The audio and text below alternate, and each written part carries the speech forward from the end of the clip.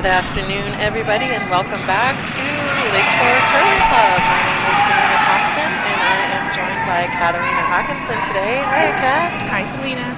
Thank you so much for coming out. We have our second draw for the AMJ Campbell's under 21, or sorry, I guess we should just call it juniors, Nova Scotia Curling Championships. This afternoon, we are featuring two teams in the B bracket. Team Mosher versus Team MacNutt. Team Mosher throwing the blue stones, Team MacNutt throwing yellow. Would you like to introduce Team Mosher? Yeah, let's start with Team Mosher. So the lead for Team Mosher is Catherine Myers.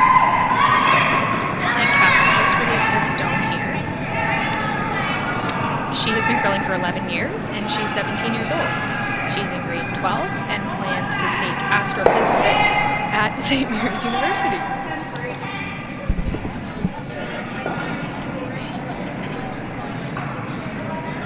Lead for Team MacNutt. We got Mary Larad.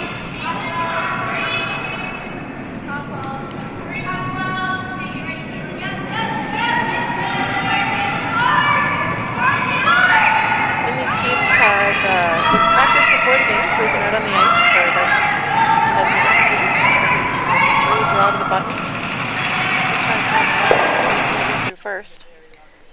I believe that Team Mosher threw first, but I could be... Yeah.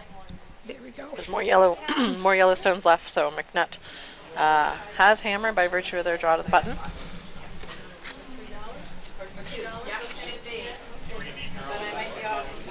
And here we've got the second for Team Mosher, which is Courtney Lutz. And it looks like the girls are keeping a pretty open end for the first end, just to get a sense of the ice and how everything's moving.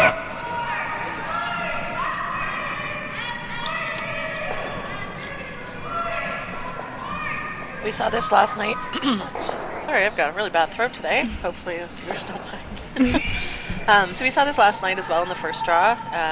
These are 10-end games for the provincial championships. And 38 minutes of thinking time. So they're a little longer than these teams would normally be playing, which is typically 8 ends. And so a lot of times teams will kind of agree to just keep it open for the first end.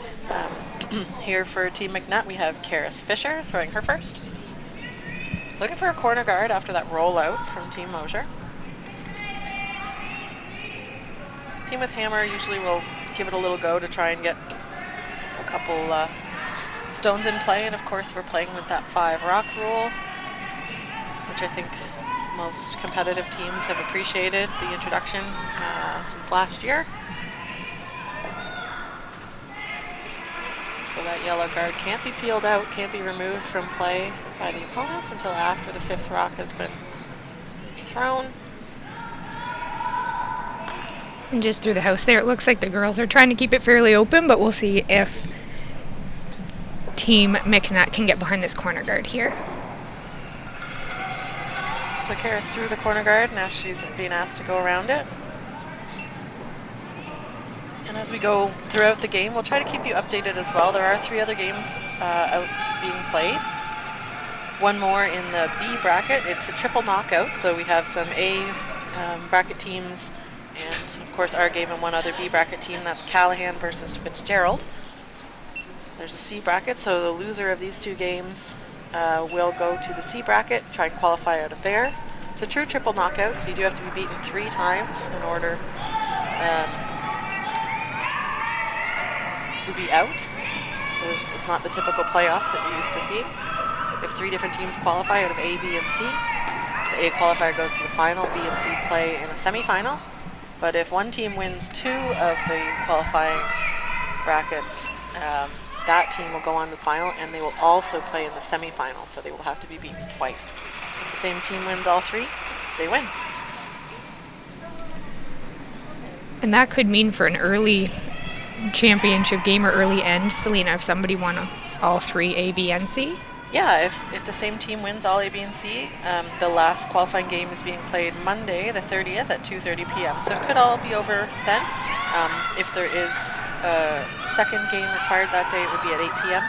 And if there's the full playoffs required, that final will be played on Tuesday, the 31st at 9:30 a.m.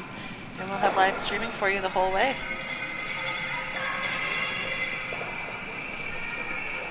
Team MacNutt made a beautiful draw behind the corner guard, and Team Mosher just missed coming down on top of it. So we'll see what Team MacNutt does here. Looks like they're going to split the house, try to get their deuce by creating some separation and some space. Yeah, a pretty casual way for this Team MacNutt to get things going here in the first. This is Anna Varga throwing.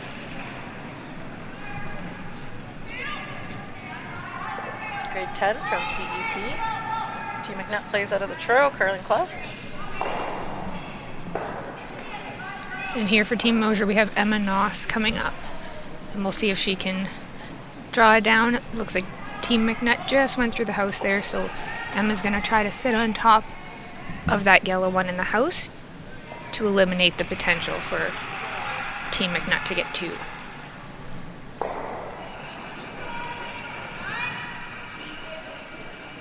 It's always a good chance for teams to get a feel for the draw weight in the first end. They of course, I mentioned, have the practice before the game, but things change. If you're the team that practices first, like Team Mosher was, then there's a whole 10 minutes of the other team throwing up and down the sheet, and so usually assume that it's going to be a little quicker.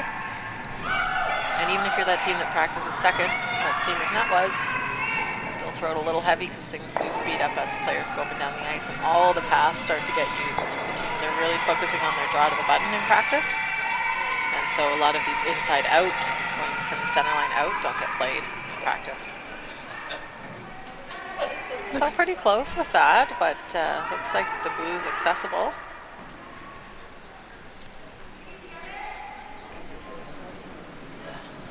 The trick here is trying to hit this and either roll away or roll just enough so that you're not creating a pocket for Team Mosher to come and sit down and eliminate your scoring potential. It is the first end, but we've gotten into some interesting play already, so it should be a good game. So makes the hit, but the shooter rolls out. I think that Yellowstone's pretty well guarded, though. It's behind the tee line. That's the only problem with it. Probably can't be hit, but we've got skip for Team Mosher. Clara Mosher coming down to throw her first. She'll try and freeze. And we'll see if we can get a time on this to give our listeners and viewers an idea of what the ice is running for those who aren't timing at home on their own with their stopwatches. Characteristically fast ice here at Lakeshore, and I know some people always mention Lakeshore can be a little bit straight, but we're seeing some really good curl with draw weight here this weekend. We've got the Provincial Stones, and icemaker Brian Rayfuse is taking very good care of these players for their championships. And sweeping here to try to bring it over closer to that Yellowstone. It looks like it's got some decent weight and just by. That one slid through the rings pretty easily, made it at least to the hack, so they'll be running a little quicker than they were used to in practice. It's so hard in the first end to throw that shot perfectly when you haven't played it in practice. And that is usually why a lot of teams will try to, especially in a 10-end game, keep the first end open, is to get a sense of the ice, even though you saw it in practice. Like you said, Selena, it's always a good opportunity to see what's happening and if anything's changed since your practice. So this is Allie MacNutt. She's going to split the ring. She could also go behind the guard. The risk is you bump it sideways and not make it into the rings. Leave a hit, but split's a good call here.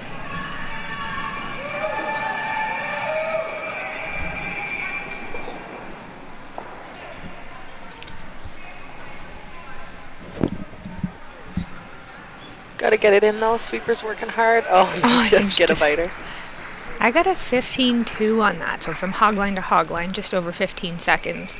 So that's showing that the ice is moving at a pretty good speed for the girls today. Often what that means too is you'll get good responsiveness to sweeping. And they were sweeping that one just to get that little bit in the house there, but mission accomplished.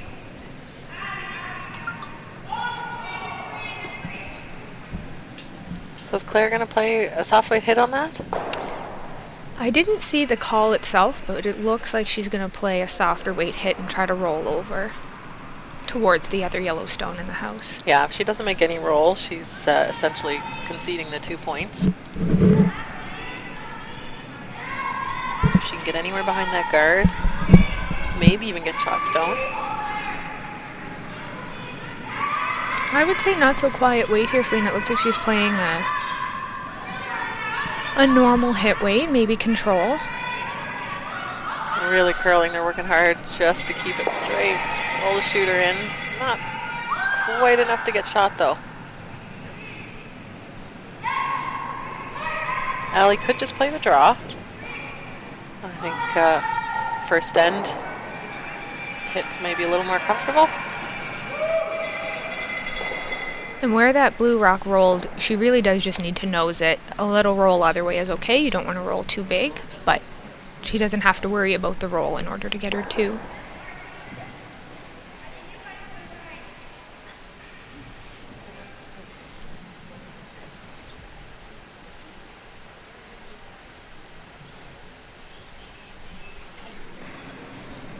The last shot, first end. Allie MacNutt throwing for 2. Just calling off the sweeping right now. Oh, and she just missed. By the stone entirely. Now, it'll still be a score of 1. They were shot, so 1 for yellow. Team MacNutt will lead 1-0 after 1. And I'll point out, because I know you were watching some of the draw this morning, and I was calling that game. Kat, we saw that side of the sheet toward the middle of the ice shed. A lot of shots were missed wide, especially with hits thrown with extra weight. And that one I did get the time of the hog-to-hog time on that, just over 9 seconds. So that is a fair bit of hit weight, yeah. But again, first end, the girls are still figuring out the ice, and this is their second game of the provincials, so they're still kind of getting used to that and what the right hit weight is to throw. And as the week goes on, the teams will adapt to that. And really, the team that adapts the fastest is probably gonna see better results over the course of the week. It's all about that consistency and execution.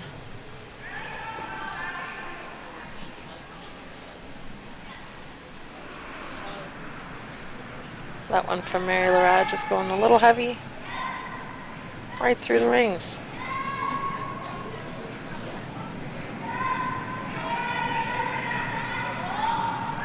You mentioned the Callahan-Fitzgerald game that's ongoing. They had a blank in the first. In our A brackets, they're just finishing up the first ends, and we have Stevens versus Batherson, Notting versus Moore. And we promise to update you as quickly as the scores get put on the board. So as soon as we see the score, we will let you know so that you can follow along all 4 sheets. We know you're watching and listening.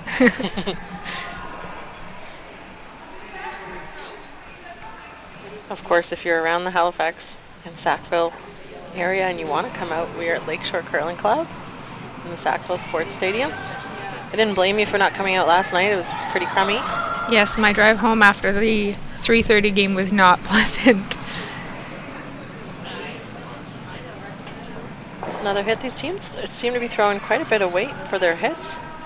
They can kick out of the hack pretty hard.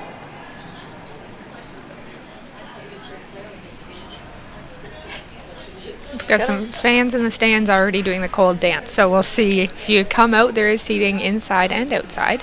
And outside, just bring a hat and some mitts. It is curling ice, but maybe a blanket. But out there, you get to really get a sense of, what the girls are saying, and you can hear the sweeping calls. And yeah, it's really nice to be able to be outside during the game, hear what the players are saying. It's a little different than what you normally hear, which is nothing from behind the glass. And again, the struggle with draw weight, I think, for both these teams. Well, behind the glass, they get to listen to us. So. Yeah. Pick your poison. Let's have a second attempt at this hit here.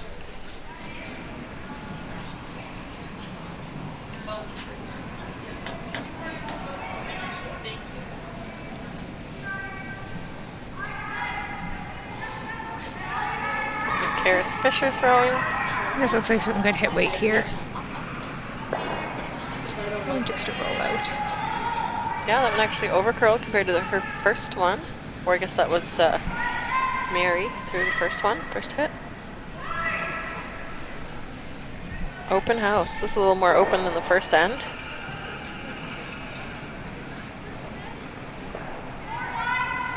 And we just saw a score posted. Huge 5 points for Team Stevens over Batherson in the first. Team Moore with a 2 against Notting. So only one sheet C with Callahan versus Fitzgerald had no score in the first. Obviously lots of rocks in play. I didn't see the Stevens-Batherson house, but we're close to the Notting and Moore game, and they had all kinds of rocks in the rings. And that 5 may look daunting at the start, Selena, but it's 10 ends and a few guards in play. Anything can happen. So when that happens, it's all about keeping your composure and making it a plan for every end and just slowly clawing your way back. Yeah, patience is key in the game of curling. I remember playing in the junior provincials, and the final score of one of the games was 15-13. And I was on the 13 side of that. But you would not want to have put a bet on that game at any point until the very last round. 28 points and 10 ends. Yeah. It was very interesting. So that's why I say the 5 isn't too bad in the first end. You can come back. It's just keeping the average up, right? Yeah, exactly. Keeping the parents on their toes. All right, so we've got a center guard in play here from Team MacNutt, and Team Mosher's looking to come around it.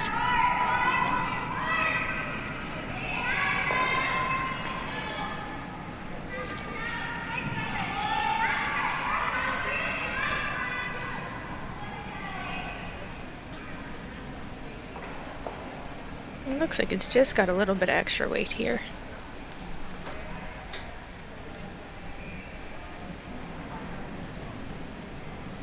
Allie just gets that through the back. So it's anyone's end at this point. Center guard usually favors the team without hammer, as long as there's not too many of the hammer team's rocks in play.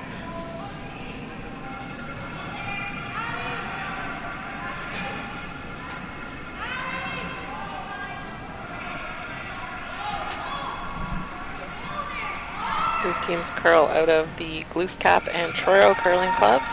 So Kentville and Truro. Team Mosher out of Glooscap, MacNutt out of Truro. You're always getting used to the different ice surface. This one might stick around. Looks like it's just hanging on to the back of the 12-foot. Claire's going to ignore it, just ask for the come around. She seems okay, no corner guard in play. Just wants to use that center guard, keep things clean, but looks like she's going for a couple points here. Try and get something going with a draw. It'll be the team that can capitalize on this draw weight who will come out of this end. On the scoreboard, I think we've had a lot towards the back of the house, so something top 8 or top 4 would be ideal for Team Mosher right now.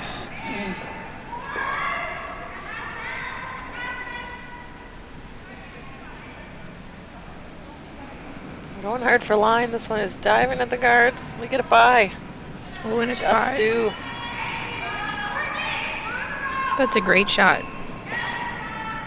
Nice sweeping too. Sweepers knew they had to go for weight on that, and they took that from end to end.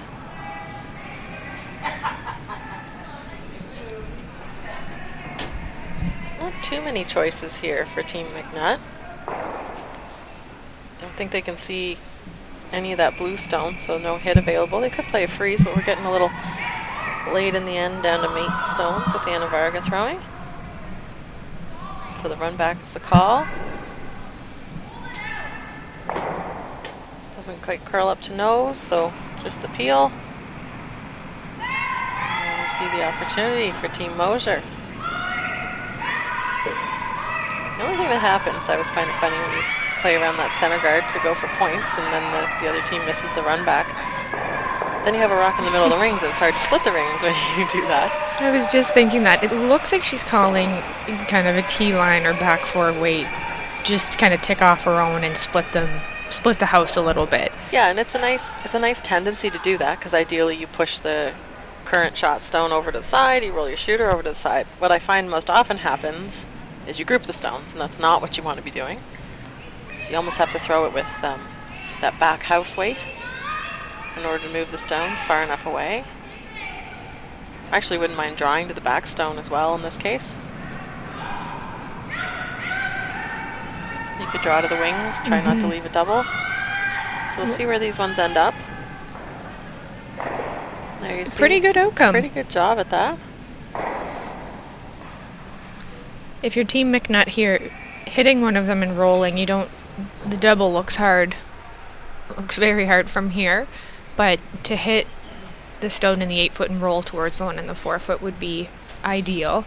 Just to create a little more confusion in the 4-foot for Team Mosher.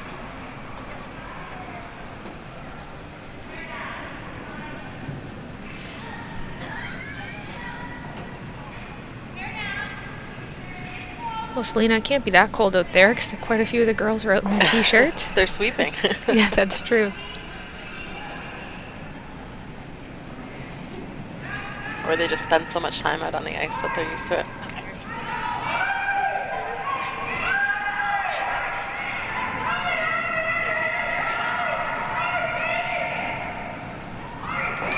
Sweeping hard for line here to keep it straight. They don't want to roll to the wings. And just clipped their yellow off the back there, but they are still sitting at the edge of the 12-foot. So this is interesting. Claire looking to hit it. She doesn't have to. Currently shot stone. And there is a jam at the back if she hits this on the nose. So she's going to have to hit a little on the center line side, a little bit on the inside to avoid the jam. I think the reason for this is probably to keep the option of the blank open. If she were to miss her draw, she's probably going to be forced to a single. But if she hits this, even if she rolls out, she'll have a blank opportunity. And if she sticks around, chance for two.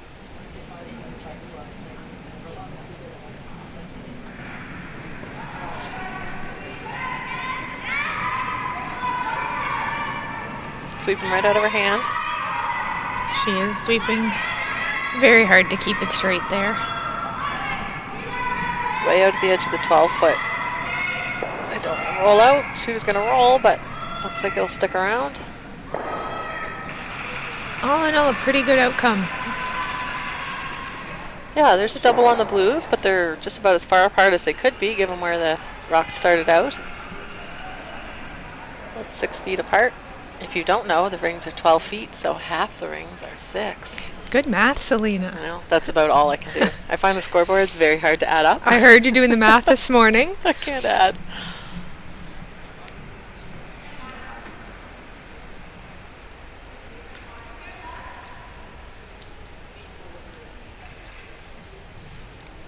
Get a little calculator here. My mother would not be pleased with that comment, but get a little calculator and then we'll have the scores for you in no time. Just keep them added up. I could just keep a running tally. Too much work. It's easy when it's the sheet we're watching because Yeah. you kind of know the score. But when you're looking at the other ones and going, okay, what's 5 plus 2 Yeah. plus 1? And then you see something else and go back. It's very difficult.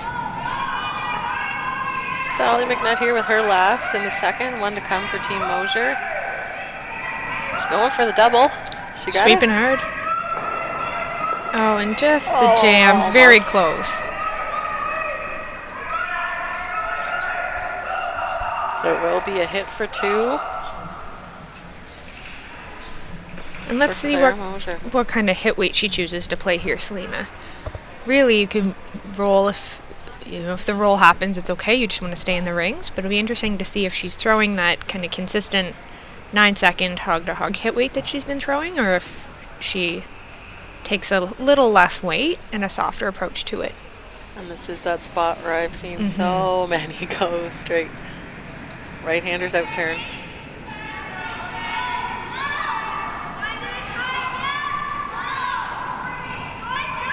Trying to get it to curl. Got any? Oh, A great almost shot. nose. She threw about 10 seconds there, so great hit weight and a nice shot for 2 for Team Mosher.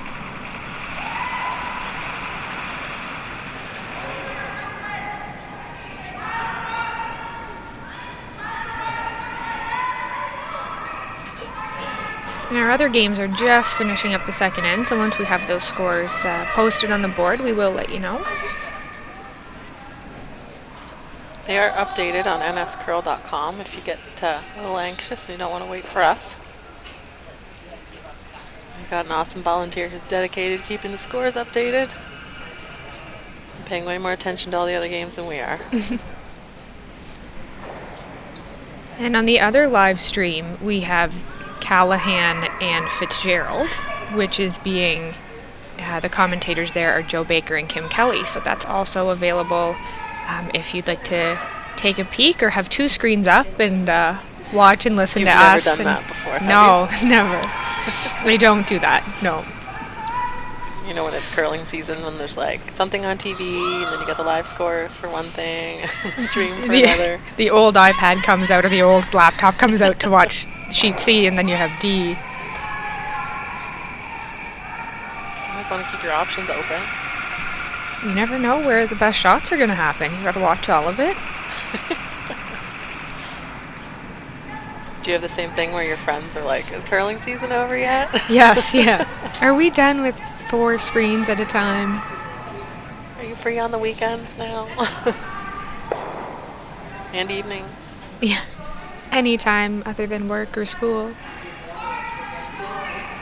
Go back at it here in the third end. Team Mosher, Team MacNutt in the B bracket at this 2019 AMJ Campbell, Nova Scotia Junior Provincial Curling Championships.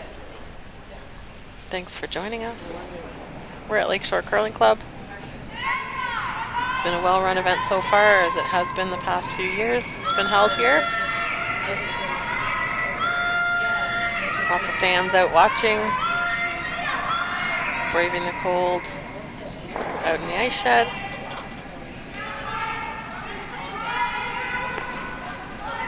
It's a nice time of year to hold this. Of course, the Junior National Championships are being held this year in Langley, BC at the George Preston Recreation Centre, January 18th to 26th. So the champions of the men's and women's events from here will go on to represent Nova Scotia at the Nationals.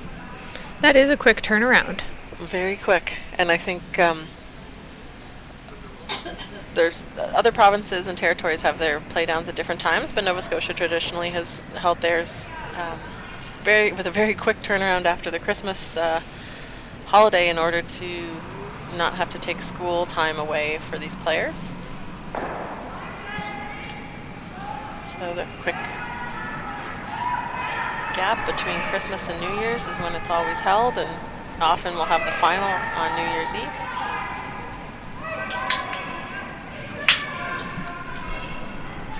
Of course, these teams don't really want to have that happen. If they win out of the A bracket, they just want to win them all. But any teams in the B and C, their best bet is the semis and the finals. 3 different qualifiers. And it's been interesting to watch. We have a younger group of teams coming up. We've got a lot of 15, 16-year-olds in the men's and the women's. Of course, they go up to age 21 for juniors, which is, so it's really nice to see. We've got up to 6 years left for provincials out of some of these players before they move on to the men's and women's category.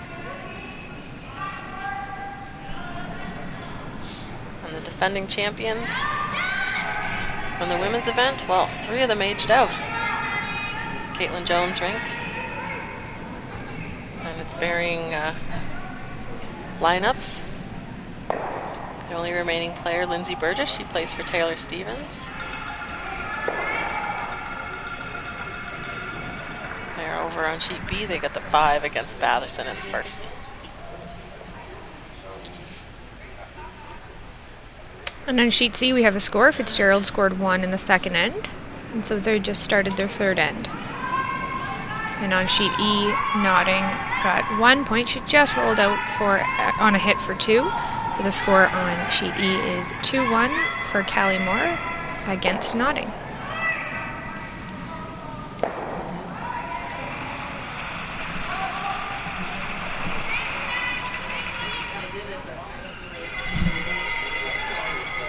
We don't have a lot of rocks in play on our sheet, but with a hit there to stay in front of the rings, that's a tight guard.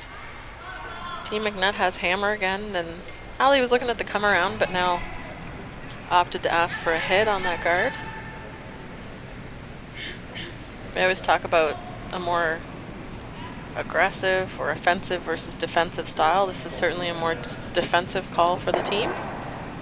It's a tight guard though, so usually it's pretty hard to get around.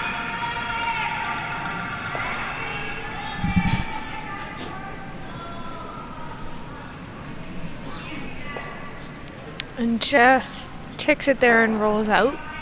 So we've still got that blue rock for Team Mosher sitting at the top 12. I think it ticked it just into the rings though.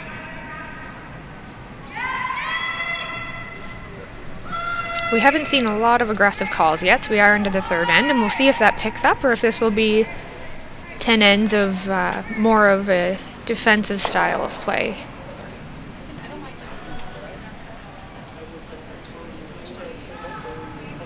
I think it's the sign of a great team when you can have both styles of play. When you need points, you can play aggressive, and when you're up, play defensive. All teams typically kind of have a style that they prefer, a style of shot, maybe a turn that they prefer, but you really can't afford to only be good at a certain style or a certain turn, because the other teams will figure it out. This looks like a great shot here. Nice throw to sit too. We've got some parent sweeping calls going on behind us as well. So that was about 15 seconds hog to hog, which gives you a sense of what the ice is running. It looks like Team MacNutt here. We'll see if they can move a rock or two around in the house and hopefully get both.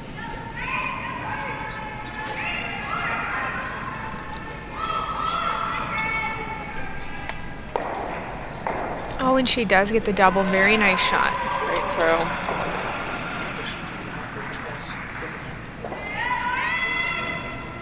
So still that one rock out front.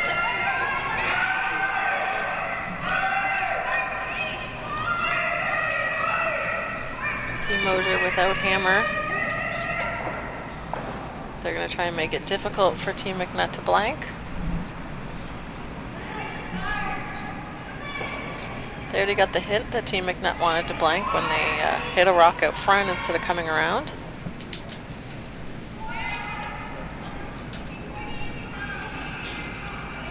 So just trying to make it more difficult for that to happen. Play the draw.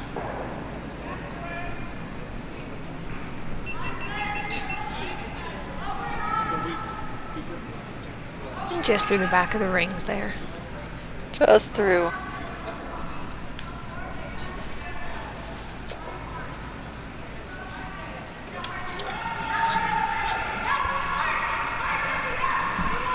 So now Team MacNutt looked like they wanted to blank before, but now that the rock out front is their own, they'll play the come around.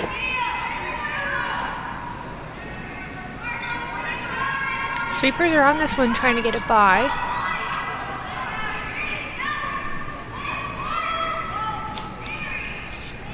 That's really over curling.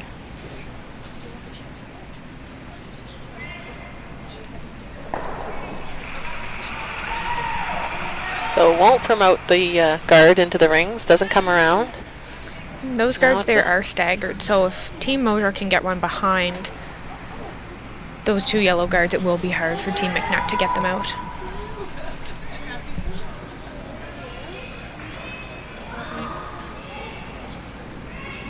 Down to skip stones. This is a pretty critical shot here in order to try and force for Team Mosher. If she can make this, she could have a chance to steal.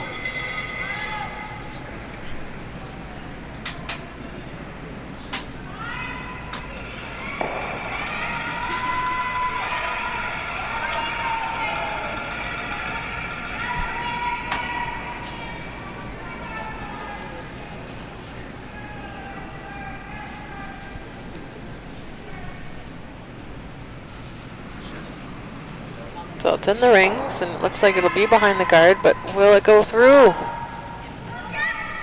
Oh, just a little too strong. Well, it's the battle of the draw here.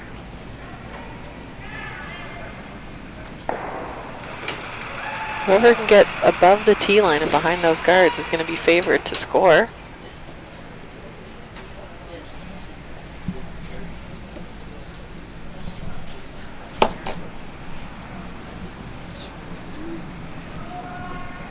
So Allie MacNutt, she'll give it a go.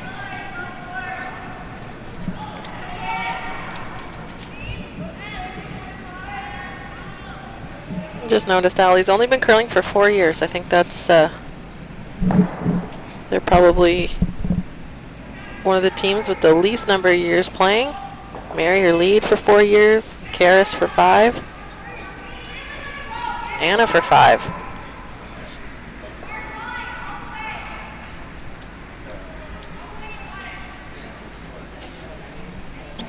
They need this one to get by the front. Ooh, and it won't. Takes the front, shooter rolls, but not good enough to roll in. Just a little bit light on that.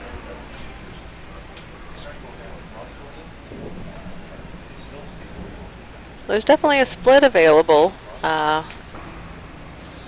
if Clara doesn't do anything here, but she's going to try and throw this draw. Has to go out a little wider in this case. A little bit of a new path, and really for Clara, she doesn't have to make this draw perfect. She could be, you know, top 8, biting the forefoot, top 4, but she really wants to stay above the tee line, so she's not giving Team MacNutt an opportunity to come down to it. So we'll see what she does here. Try to get a time on this one.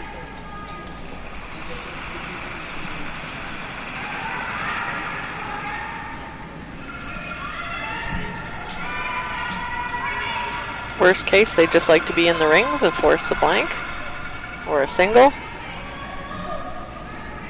This is quite a wider path than we've seen today, so it could be a little bit heavier. But she looks like she's got good weight.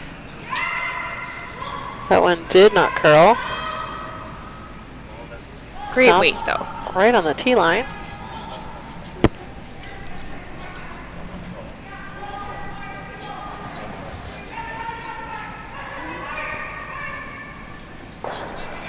But it is wide open, so for Allie, this is the blank attempt. Get that question from a lot of new curlers. Why in the heck wouldn't you just take one? It's like one's not good enough to forfeit the hammer. So we see this blank an awful lot. Team would rather score nothing and retain hammer and try and get 2 in the next end. And Selena, I would assume that she's called a little bit of a roll in behind the guards. We'll see what they call for sweeping here.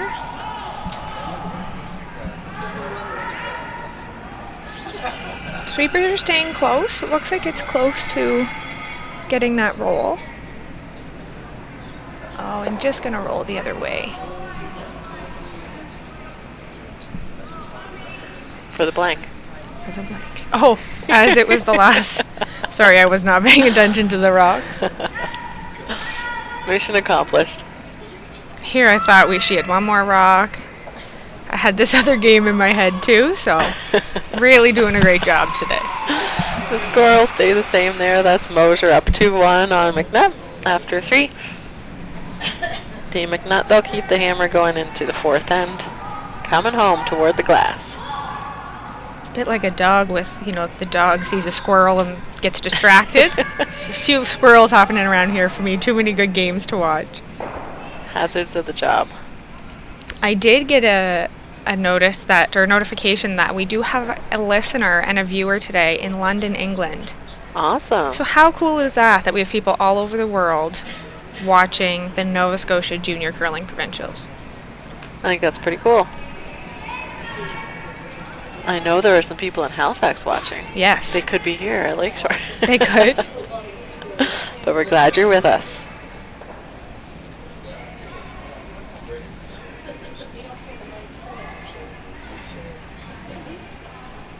So we'll get things going here in the 4th. They're working real hard to get this one in the rings.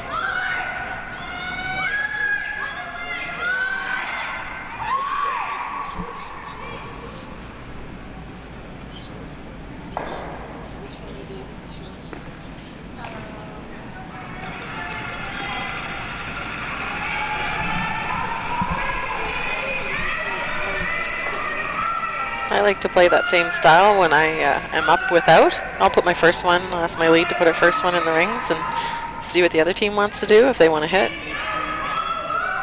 It's fun to go along with it. When you're up in a point or more, you can really leave it to the other team to try and force the play. And so no guard there for Team MacNutt. They'll play into the rings. Take that shot stone sideways, roll the shooter over. Clara's asking Catherine Myers to just remove it, keep the shooter around in the front of the rings. We should also mention for Team Mosher, their spare is Emily Wenzel, coach is Bob Martin.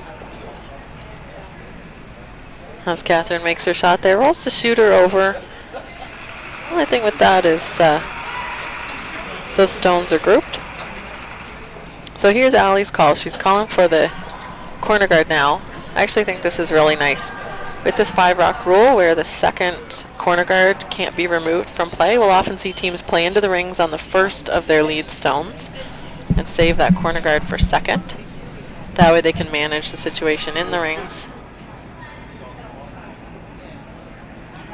And in this case, she's not too worried about those 2 stones over on the side of the 4-foot, or sorry, the 8-foot.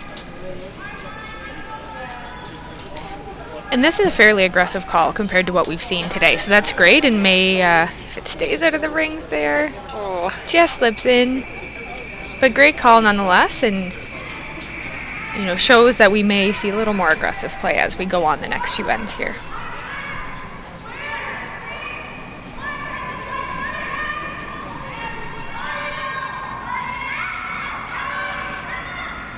So straightforward hit being called here from the Mosher rink.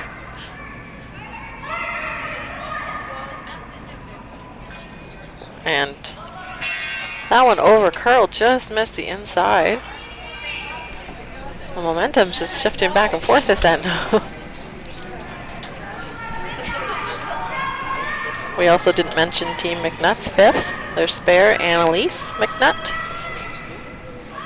She's the younger sister of Skip Alley. And Team MacNutt has a coach that's fairly well known in the curling community, Selena. Slightly. Just a little bit. And that's Jim Burgess for anybody who doesn't know.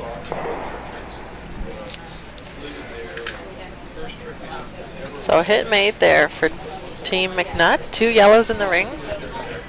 The Mosher Bluestone remains shot, but Clara can't really guard it. She can't ignore those yellow stones, so she's calling the hit.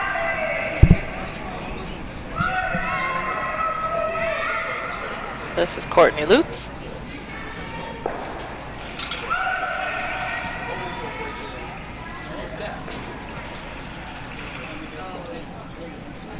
Trying to keep that straight.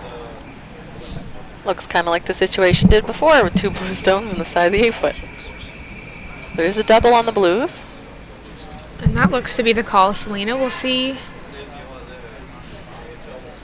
I would assume she's going to throw some pretty decent hit weight here. Try to get both of them out.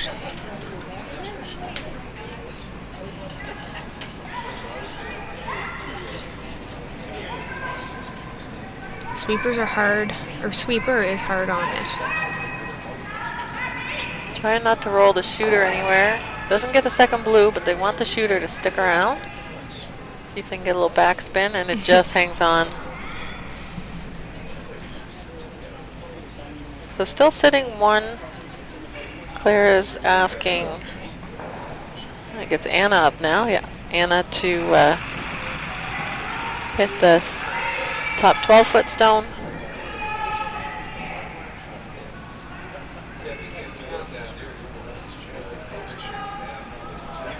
I don't think they really want to roll the shooter far, just leave it on the nose. make it double difficult. Yeah, keep as much distance as possible. Sweepers are on it.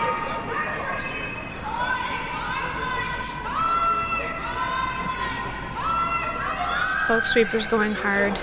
We saw one over curl and a miss in that spot earlier, so that one was good to actually hit the stone. But there you see rolling out. Chance to hit and stay to sit 2 for Team MacNutt with hammer.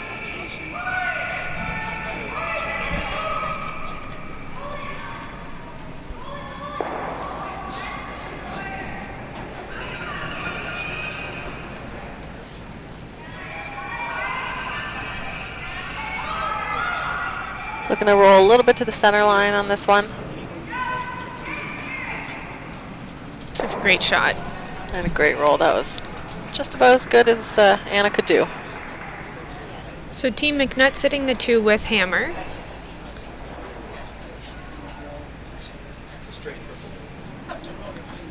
And really, Selena, hit on this rock in the 4-foot and a roll over towards the rock, biting the 12 would be ideal here for Team Mosher. Yeah, the idea is always to group the stones if you're trying to remove a couple. Not going to get it done on this one.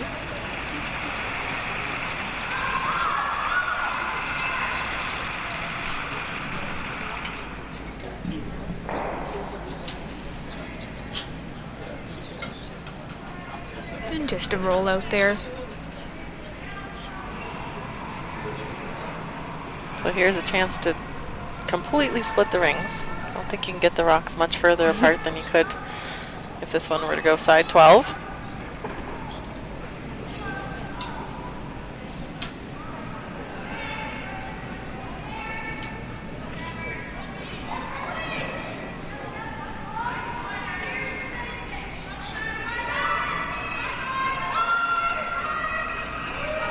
This MacNutt team, they came together 4 years ago. They're all pretty fresh curlers, and Jim Burgess took them on. They had a successful 2018-2019, 3 silver medals that year in the Harvest Spiel under 15, and the East Coast Slam under 15, and the under 15 provincial championships. And they've had some good results this year as well. So far coming 3rd in the under 18 Harvest Spiel. They won the under 16 Lakeshore Cash Spiel here, and they finished in the top 5 in the under 21 Oak Island Cash Spiel. That's one of the biggest spiels for juniors in the Atlantic provinces.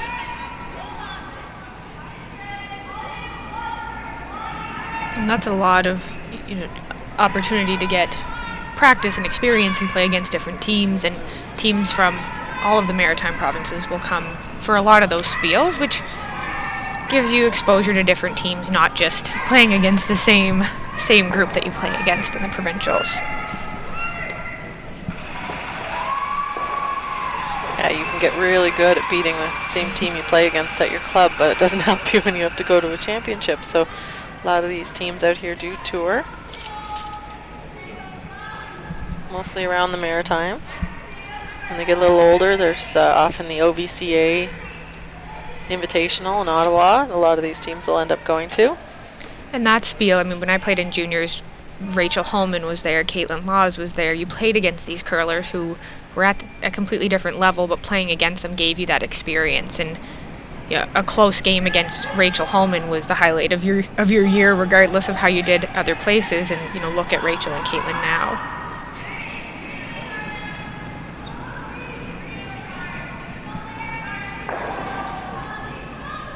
So Allie's up here, just trying to split the house again.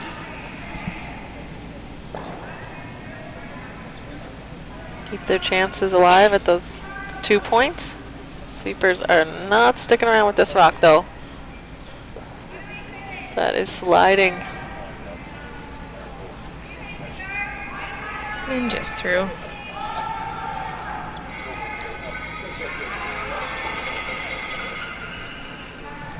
Now, although this looks like a simple hit, she is taking quite a bit of ice, because on the edge of the sheets there, on the wings, it could very well curl a lot more than expected. And in pre-game practice, a lot of teams don't throw practice rocks way out here. And so this will be, she looks like she's taking quite a bit of ice, but I assume she'll throw some, a 9-second or 9.5-second hit weight to make sure that she makes contact. And when we talk about that, if you don't know the times that we're spouting off here, it means a lot when you're used to it. And if you're not, we time what it takes the rock to go from the thrower's hog line to the playing end hog line. That gives an idea how fast the rock's moving. Trying to get that one to curl, but I think you were right, just a little too much ice. Good, looked like good hit weight on it though. So we're down to last rock already in the fourth, and this is the draw, 4-2. Notice that Allie's not drawing to the side of the house, so the smaller target is at the wings. You always want to throw your draw for a couple or more into the full rings and give yourself the best chance at sticking around in the paint. And I would say this is a pretty straightforward shot, Selena, but the draw weight has been tricky. And so I think they've got it now and have a better understanding of what the ice is doing. The sweepers seem to be on it.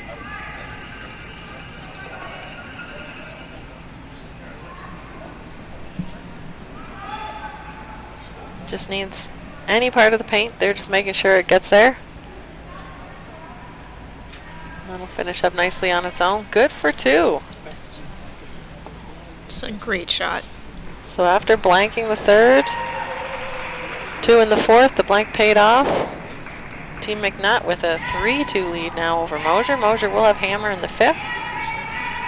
We'll remind you it's a 10-end game, so after the fifth end we'll have a quick break. Teams will grab a bite to eat, rest, gear up for the second half. It's been a fun game to watch so far. Lots of rocks in play. Some interesting strategy calls, which I really like. That corner guard paid off. Didn't even end up being a corner guard for Team MacNutt, but it paid off. Paid off. And I'll give you some updates across the sheet. So after 5 in the first, Batherson got 1 in the second. Stevens replies with a 3 in the third, so they're up. Stevens is up 8-1 over Batherson. And that is in the A bracket. In our other B bracket game, Callahan and Fitzgerald tied at 1 apiece. And beside us on the other side in the A bracket, Notting Moore, they're tied at 2 apiece, playing the fourth. Our game does seem to be the quickest game out there, Selena, and I think it's because of the number of rocks in play. The other sheets seem to have a lot more rocks in play compared to we've had a lot of open hits and open draws, but I have a funny feeling we're going to see some more rocks in play after the fifth end break. They're just saving all the interesting, crazy situations for later. It's funny because it's not a lack of rocks in play. The other sheets just have a ton. A lot, yes, exactly.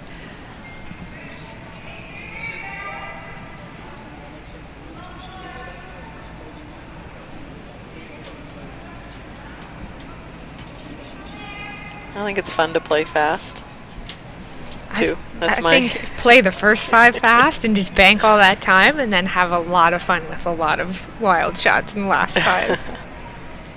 But there's a lot on the line, and you're in that B bracket and you want to stay in the B bracket, so sometimes... It's a provincial championship, yeah.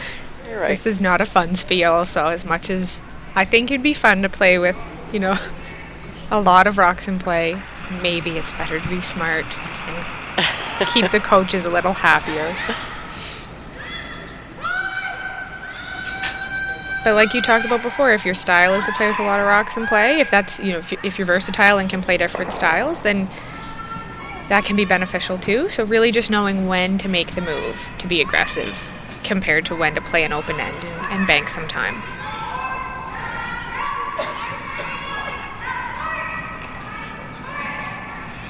Sweeping hard here. It looks like they may...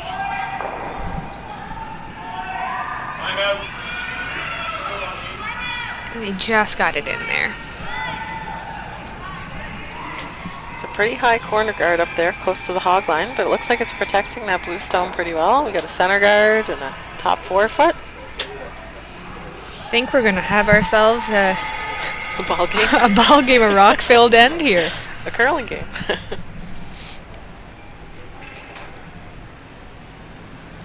On to second stones now. This is Karis Fisher.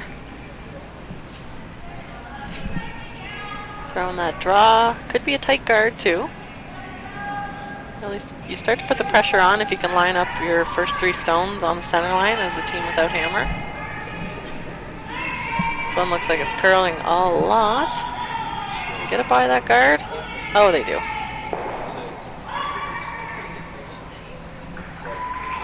Great shot. Great shot.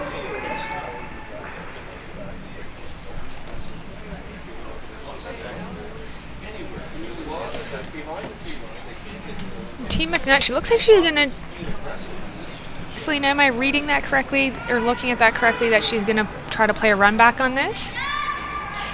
Yeah, I wasn't sure if Claire was calling just a pick on the. No, they're playing the one up front. And not a bad outcome. Clear the front, open up the scoring area. Yeah, for Team Mosher, they'd like to bring that top 12-foot biter into play. They have last rock, like to bring that as a potential scoring stone, so you can't really do that if there are your opponent's stones in the rings closer to the button, so that center guard was in the way. For the next couple shots, it's going to be pretty straightforward for the two teams. Team Mosher wants to open things up. Team MacNutt wants to keep the center guarded.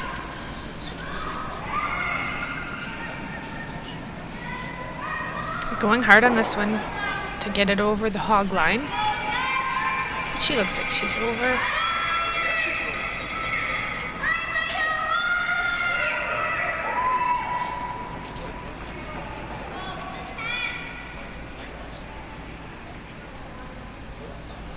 And no hesitation from Clara there. Just peel. Yeah, peel, open it up. And so Courtney here throwing the peel.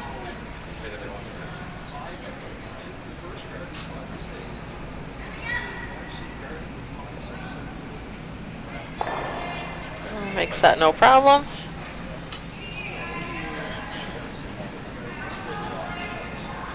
It's Courtney Lutz throwing those peels.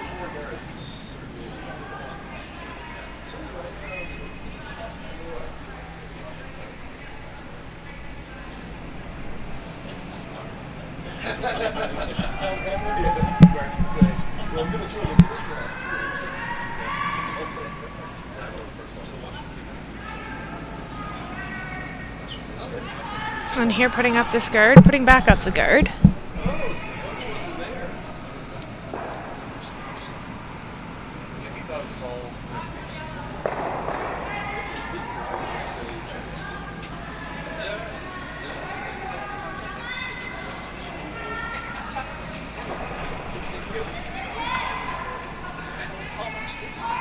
So that one curled over a little bit too far across the center line, so the top 12-foot yellow stones exposed.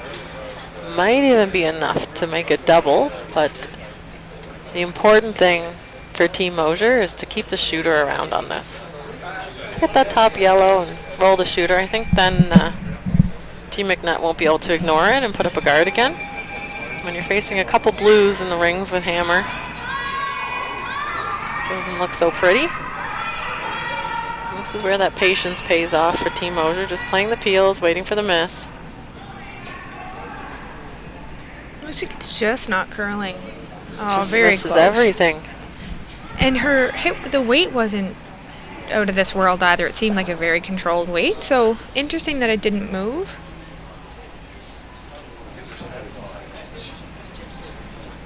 We're not right behind the sheet. The coaches have that benefit, of course. They're probably watching the releases as well to try and understand what's happening. And we'll have the chat at the 5th end break. I'm sure that shot will come up. That was a great chance to get at those stones. So now Maybe the only chance. yeah, if you're Team MacNutt, you're going to pop another guard up there and really try to keep Team Mosher away from any chance at those guards again.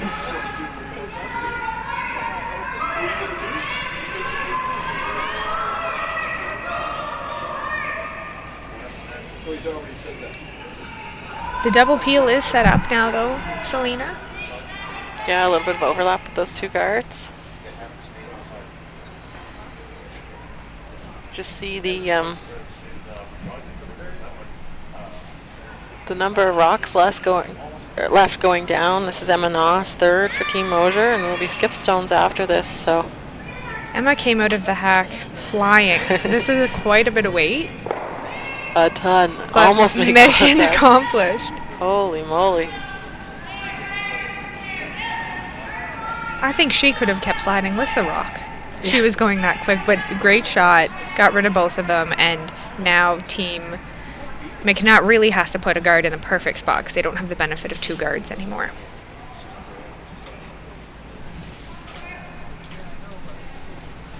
It's not the end of the world for Team Mosher. They're probably going to be facing some kind of Yellowstone in the rings on Clara's last, so she should be mentally preparing for a draw on her last. To the full 4 foot.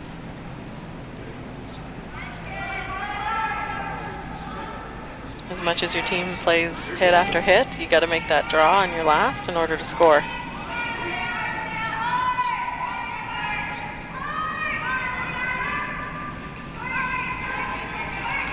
Trying to make a curl here, trying to get it a little bit closer to center line.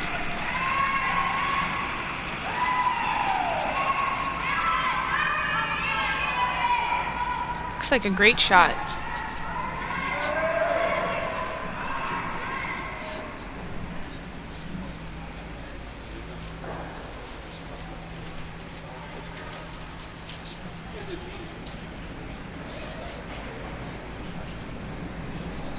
Does the trick.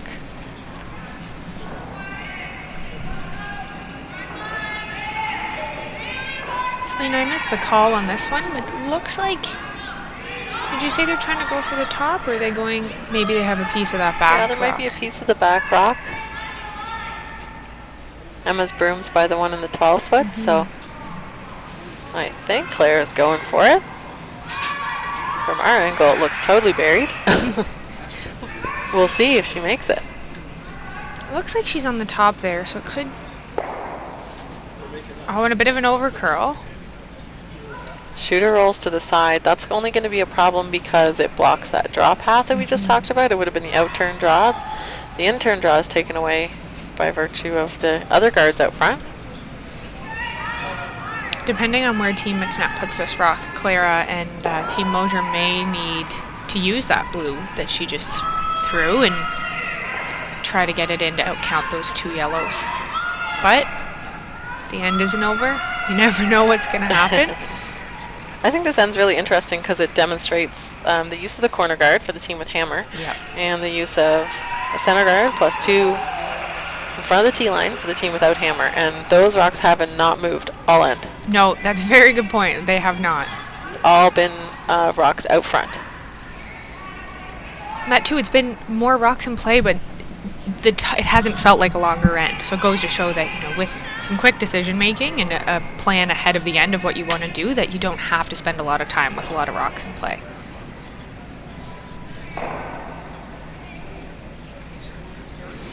So that one hung a little wide. Actually ticked the blue stone out in front. It looks like she's got a double for 2. But didn't roll over far enough. It does look like there is a double for 2. Just high a nose on the top yellow. That should be enough for the double, and might see that draw thrown so early in the end by Catherine Myers. Let's see if Claire can get the double. Very similar throw to Clara's first.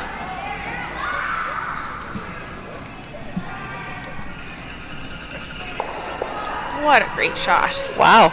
Awesome Perfect. shot. What a shot. And that takes us into the break, Selena. The double for 2 by Clara Mosher. They'll lead 4-3, and Team MacNutt will have hammer, and we'll catch you back in a few.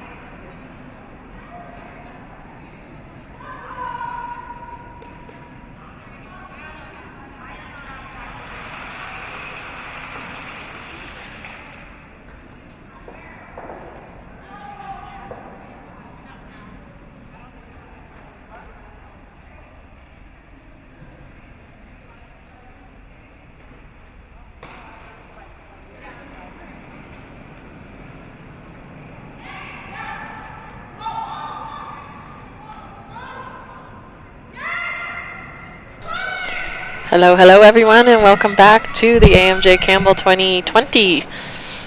Wow, 2020. Is that a thing? Junior Provincial Curling Championships for the province of Nova Scotia. If you were watching us earlier, you already know we have Team Mosher facing off against Team MacNutt. If you weren't and you have tuned in, well, now you know. Clara Mosher, Emma Noss, Courtney Lutz, Catherine Myers, Spare Emily Wenzel, and Coach Bob Martin versus Allie MacNutt, Anna Varga, Karis Fisher, Mary Larad, Spare Annalise MacNutt, and Coach Jim Burgess. And we have a tight game for you. We do. We went to the break with Clara Mosher making an incredible double for 2. So I think both teams, that end showed a little bit more of aggressive play. So we'll see what the 6th end brings for us. Looks like a center guard and a call for a corner guard. The only people we haven't mentioned yet are the organizers, ice makers, and of course ourselves. Kat Hackinson, and I'm Selena Thompson. Thanks for joining us. We got 5 more ends of play. And I tend to watch the clocks, but in this case I haven't been because we are about a half end ahead of every other game that's out there. I don't think these teams are too worried about their time clocks. No, we look like Team Mosher has about 25, almost 26 minutes left, and Team MacNutt has about 27 minutes left. Yeah, so with 38 minutes each of thinking time, that's plenty of time to finish the second half of the game. Usually when things get a little more complicated, it takes a bit more time to make those decisions on what shots to call. We can do a quick update for the viewers on the other sheets. So on sheet B, we have Stevens and Batherson. Here we go with the math. Selena, the score there is 10-1 for Stevens. After playing the 5th end, our sheet seems to be a little bit ahead of the others just based on the quick play. On sheet C, we have Callahan and Fitzgerald. And the score there is 2-1 for Callahan after the 5th end. And sheet E, we have Notting and Moore, and the score is 3-2 for Notting after 4. They're playing the 5th end with some rocks in play. So we'll keep you updated. As soon as we have updates, we'll provide them to you. But back to our game here on sheet D at the Lakeshore Curling Club. Team Mosher throwing the blue stones. They scored in the 5th, so it's Team MacNutt with the yellow stones. They have hammer. We've had the teams starting to play around the center. Team MacNutt was starting to go to the wings. On the first, actually rolled all the way. I didn't see what happened there, but the shooter went all the way to the back corner behind the house. You can see it there on our little logo. And it looks like we have a little bit of the case of the 6th end heavies. And that'll just take a little bit of time to adjust for the players. And it's just after that bit of a break and the ice has been sitting for a little bit, we can get a little excited. And just that extra touch of weight, and the rocks are still gliding nicely.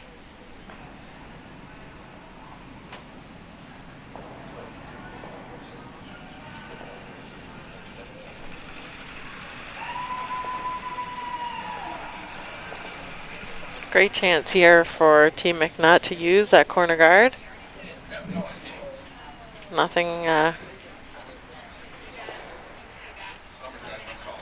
really at risk for them around the center, but that one going heavy in the sweepers indicating they need a tick, so they got it. Rolled the shooter to the center. Still has that yellow over on the side in play. Shot stone on the center, but it's wide open.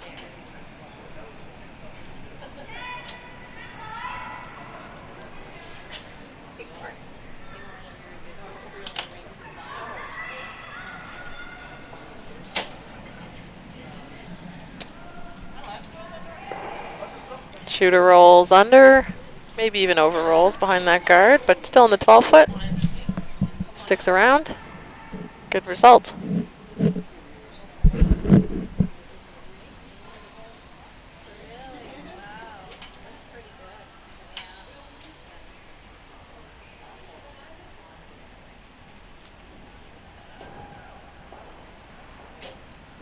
I think Allie just called the draw there. She can use that blue stone as a guard. Yeah, it is fairly high in the house, so looks to be trying to take advantage of that as another guard. It's buried enough that I don't think Mosher can use it to advance onto a yellow rock in the house, so if this shot is made, it could be in there for a while. Looks light to me, though. Ooh, sweepers are working hard just to get it to the rings. And that'll just end up as a center guard. Not going to work great for that team. Team Mosher now. Really nice chance to put one in the house, in the 4-foot. Can sink it behind that yellow rock and maybe even get a piece behind their own blue.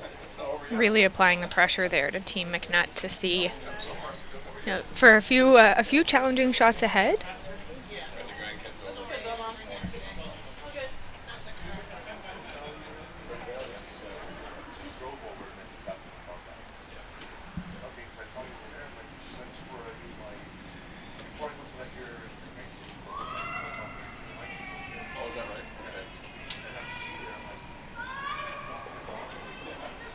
This rock looks like it's got some great weight.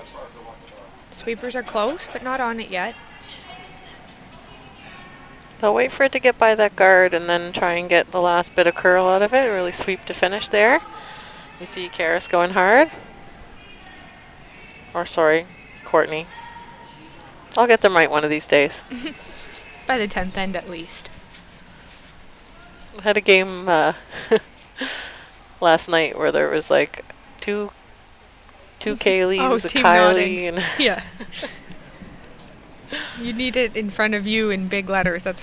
I did. Yeah, but for.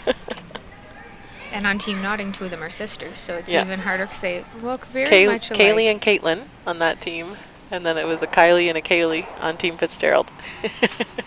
And I very much apologize to those teams for. And that was a great shot there. She got rid of the blue in the top 12-foot. Blue is sitting 1, but still rocks up front, so it'll be interesting to see what Clara decides to do here. Importantly for Team MacNutt, the shooter stuck over there on the side 12 in its second shot. Now counting that blue at the back. So for Team MacNutt with hammer and the yellow stones, there's a chance. There's got to be patient.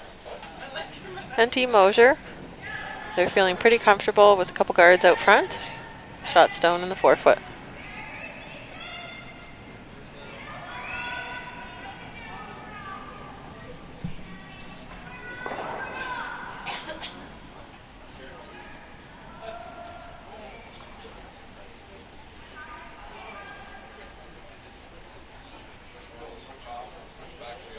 So nice shot. Makes a double peel a little bit harder if Team MacNutt were to try that. Looks like that shot stone might be open if that guard over curled a hair. There must be a hole that we can't see from here, Selena. These are always very exciting.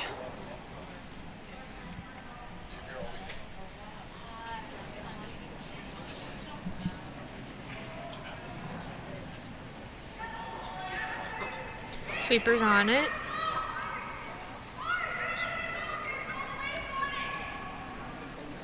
Through the hole. Shot. Wow. Great shot. Oh, and got a little, I don't know if you call it unlucky, the jam at the back. That's so hard to make that shot, and I think it was jamming no matter what, but. Yet to avoid the jam, you wouldn't have made the most important shot, so. Great shot there, Anna Varga.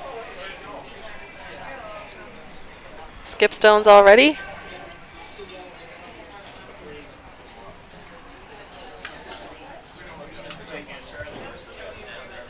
Claire Mosher, she's up a single point, but she's going to try and navigate that same port. The benefit for Claire is she just saw it thrown by the other team. She knows the ice. She knows the weight. And so she doesn't have to navigate this completely blind. Sweeper's indicating the weight's a little bit down. On it early to get it through the port. Will they make it? Oh, she just Oh. got it through there. I expect the same jam. But that jam. And back to those hog-to-hog times, that was 11 and a half seconds. So that is significantly less weight than was thrown originally, or by Team MacNutt. But still, navigated the port, made the shot, and it looks like we're going for round 3. I'll say the benefit for Team MacNutt on this one is even if it doesn't make the port, it's going to open things up, and there are still 2 yellows in the back of the house, so that becomes a very lonely blue. So that's definitely the advantage for Team MacNutt playing this shot. If they make the port, they're probably jamming and only sitting 1.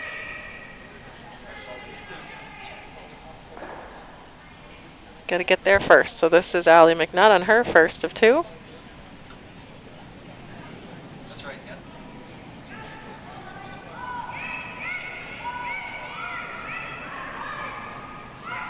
This one seems to be curling a little bit more, Selena. Ooh, and unlucky on the roll. Blue still sits only 1, but that second blue that was promoted is now, see if I can count, 3rd shot over that yellow at the back, the side. So one left apiece. A little bit of a nervous time, though. Like I said, the benefit of actually missing is that shot opens up the front, opens up shot stone, and that yellow stone at the back is still 2nd. So you can see a potential score of 2 for Team MacNutt. Team Mosher then has to, they talked about promoting the blue stone. I think then she might leave a double, so this looks like just a guard. That's what I'm thinking. I didn't see any indication of what the shot was. I think they may have just spoken about it, but Clara seems to be throwing a guard here to try to protect that rock of hers, biting the top 4 foot.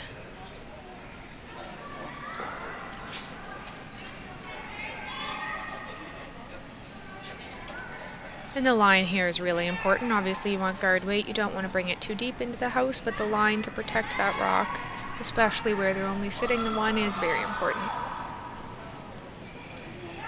Want this one to stop. Don't want to leave any piece of that exposed, and it looks to be just about as good as Clara could do. It looks perfectly buried.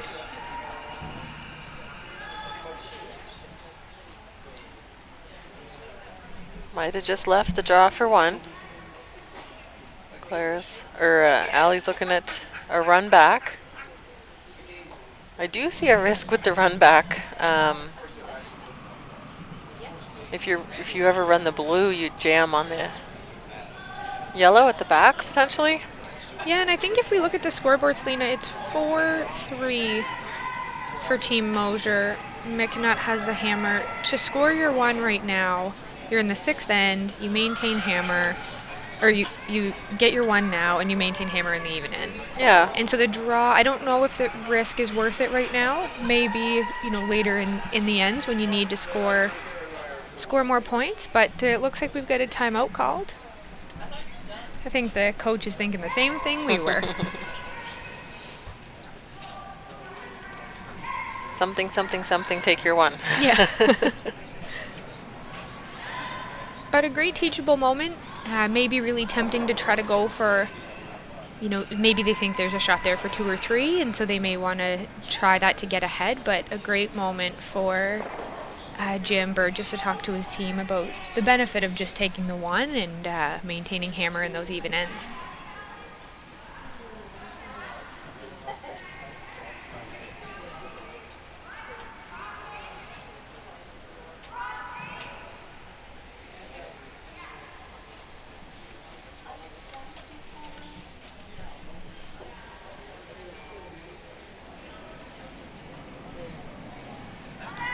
We'll give you an update on Sheet E, Notting and more. Team Notting stole 3 points in the 5th end, so they are currently up 6-2.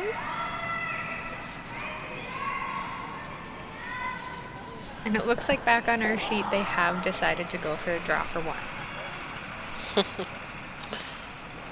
Yeah, great coachable moment. It's always, you want to get your 2 points, and you know that your second shot, and it'd be great if you can get it, but the risk of giving up more than a single and low chance of scoring a single is not making those options of any kind of run back look good. It's a lot of blue up front.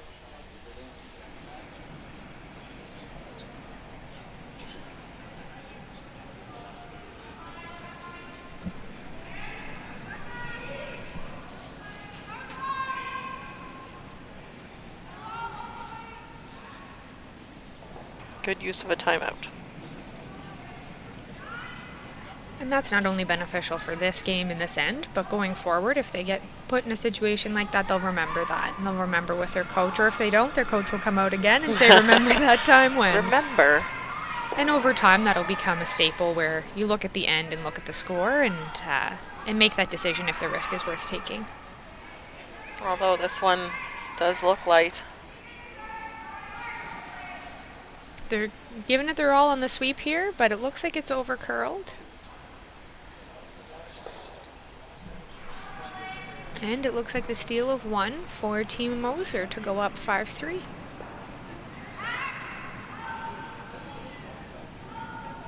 We haven't pulled out the calculator yet, Selena, so our math isn't too bad this afternoon.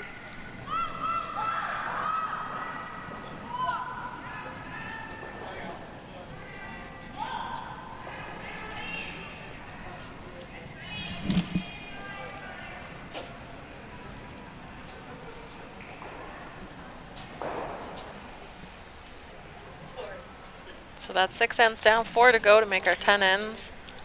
Team MacNutt will still have the hammer playing 7. Here at the 2020 AMJ Campbell Nova Scotia Junior Provincial Curling Championships. 8 teams in the running. They're all still vying for the chance to represent Nova Scotia at the 2020 Junior National Curling Championships in Langley, BC. Those are January 18th to 26th. We got a lot of family members here watching that would love to take that trip to Langley. To beautiful British Columbia. That's only 3 weeks away. I know, it's hard to believe. 2020 is less than less than a week away.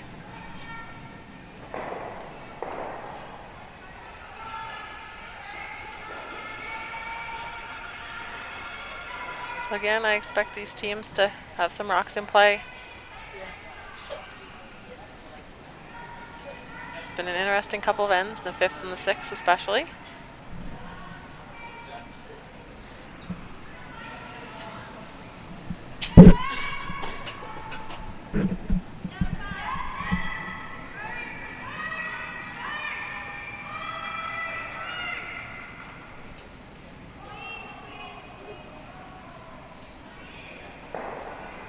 We've got the corner guard up for Team MacNutt. And no hesitation there. I've noticed that with Clara Mosher. She seems to know, she really seems to be thinking about the shots before the opponent's rock stops. And her broom goes down, she knows what she's doing. And just that confidence in her shot calls and her shot making. Honestly, she gets in the hack and throws. And I've seen very little hesitation from her, which this is a big event. Yeah. You know, this can be intimidating, but she seems to have her nerves pretty well under control.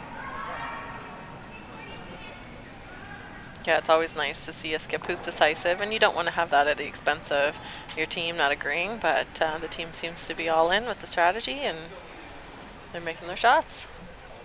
A lot of good shots made by both these teams here today, actually.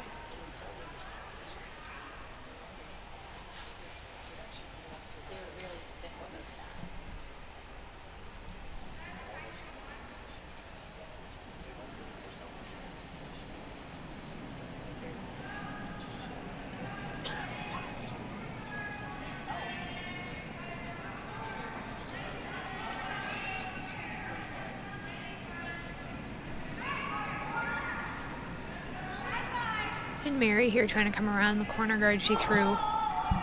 Sweepers are on it.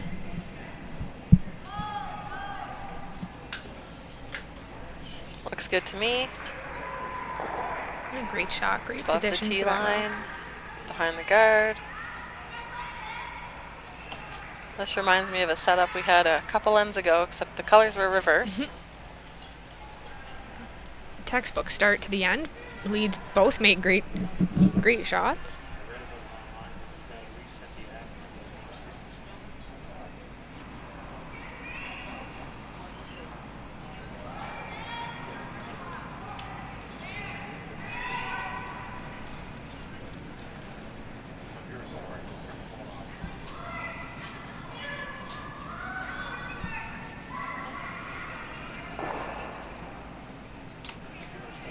Trying to wrap this around that center guard into the top of the rings, but it leaves the staggered guards.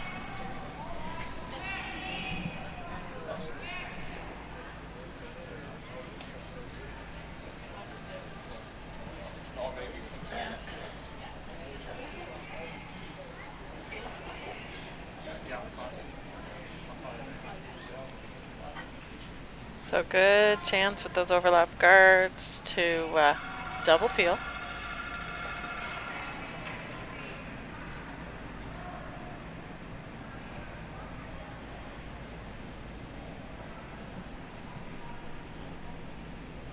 Sweeper's on this, trying to make it curl. And a great shot. She opened it up. She did promote that blue into the rings, but she opened it up and went from a messy front of the house to a wide open front of the house. Claire just indicating there the Yellowstone's out counting the blue on the side.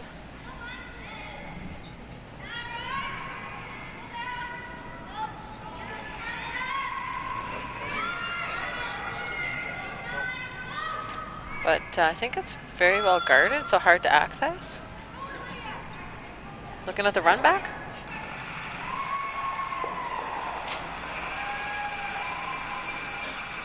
That's what it looks like there, Selena.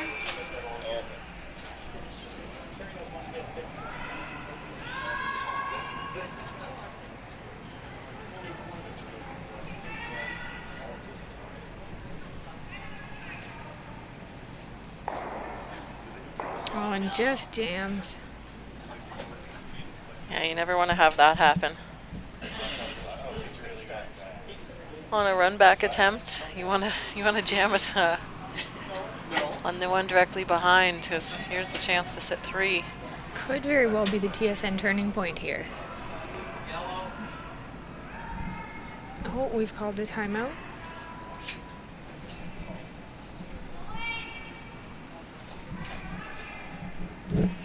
Coaches didn't have too long to sit down after the last one, but they're back out there.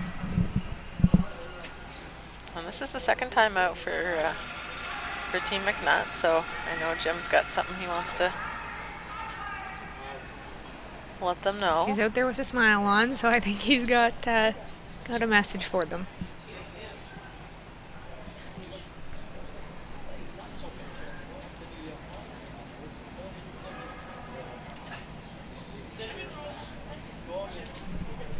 Don't know that he's going to tell them to change the call necessarily. What I suspect is that Jim's giving a reminder of what's going to happen throughout the rest of the end. They might lead the double. 2 is a good result, getting 2 in this end, even though you get really excited about the 3. Although he could just blow me out of the water and call something different. There is a potential it could leave a triple, but I think you got to take that risk. And that's not not an easy triple. I think I would call on a pro to throw that triple for me. I'd try. Well, we saw Clara make a really good double earlier, so you never know.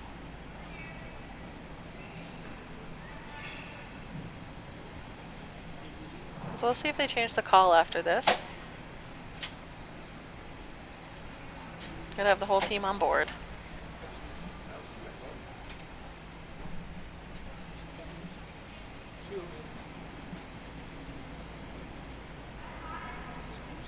And we are.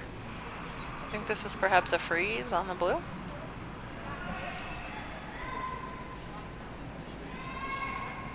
For viewers who can't see right now at home, the blue is second shot. If I'm not mistaken, Selena.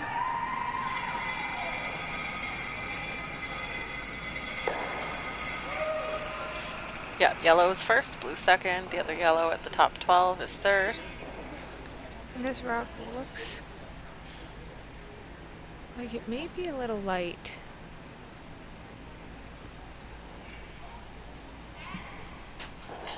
I think the goal on that one was to come up to the blue knowing that it wasn't shot and to actually preserve the chance for two, even if a double was made, and prevent any triple.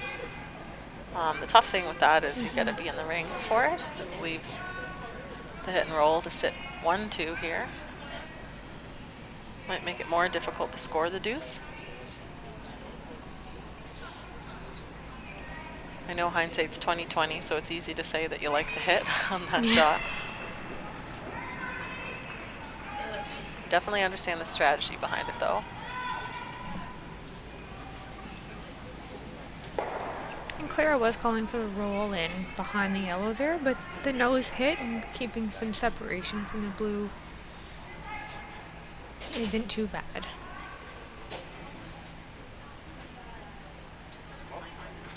Riley looking to see which one is closer. I don't know how much you can see that blue stone, though, with the guard out front. Just calling the freeze down to it.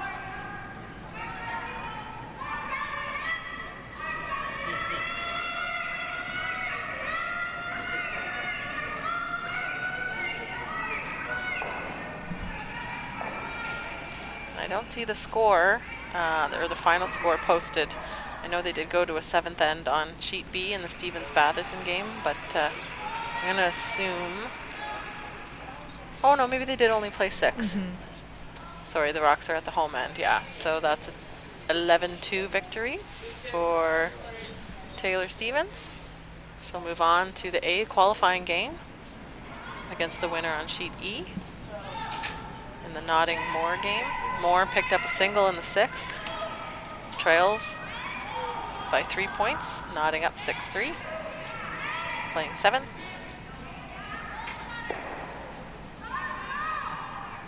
And what else do we have? We have a tie game in the Callahan-Fitzgerald game. No more than singles scored in that game.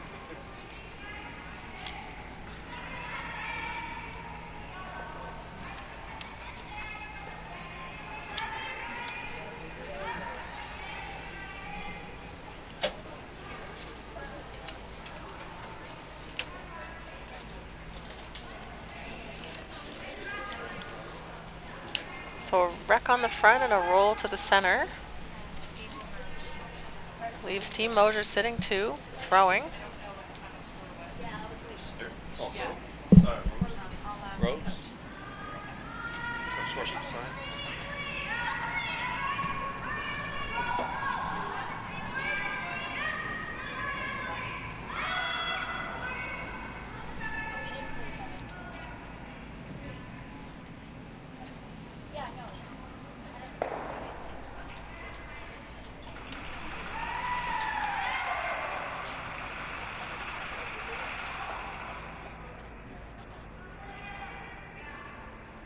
I think they were trying to get that one around the center and leave it out front.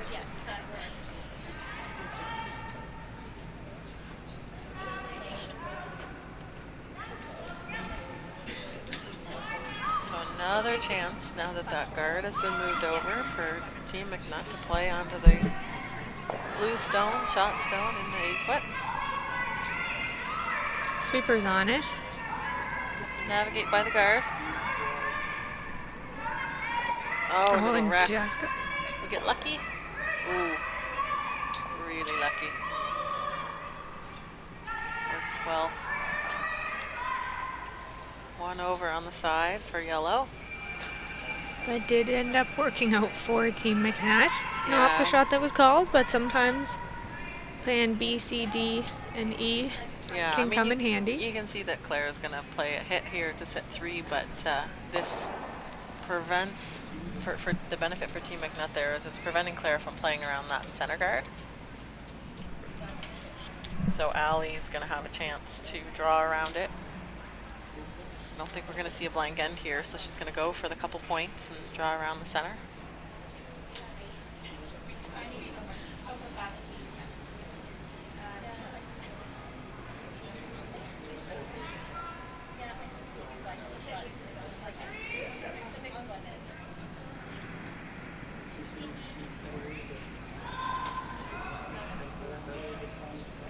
This is just a nose hit. Can't really afford to try and roll to the center too much, or else you get the jam. No, they look like they're sweeping to make a curl. Oh, and hits the outside. Big change in this end here. Goes from blue sitting a couple to potential couple points for the team throwing yellow. That's a tough swing there for blue to potentially be sitting 3, and then now yellow to potentially be sitting 3. Yeah, and you see the calls for the gentle hit on this. I'd be somewhat tempted to play around the center, to draw around the center, only because this way, if you don't make the roll, you're leaving it out for Team Mosher, but you could even play, a backline weight or something. You don't have to throw hit weight at this. Yeah, you could throw exactly. backline or hack weight and really just try to kiss it. You're just trying to kiss it to the edge of the rings anyway. Yep, you don't even have to move it more than a foot. You need it to be a little further than the yellow stone at the back 12. With only one rock remaining for Team Mosher, it's tempting to sit the 3. So have to hit the high side, nosing jams on the back. And this is more of a hit weight. I think this is more of a control, looks like. Allie's kicked out with.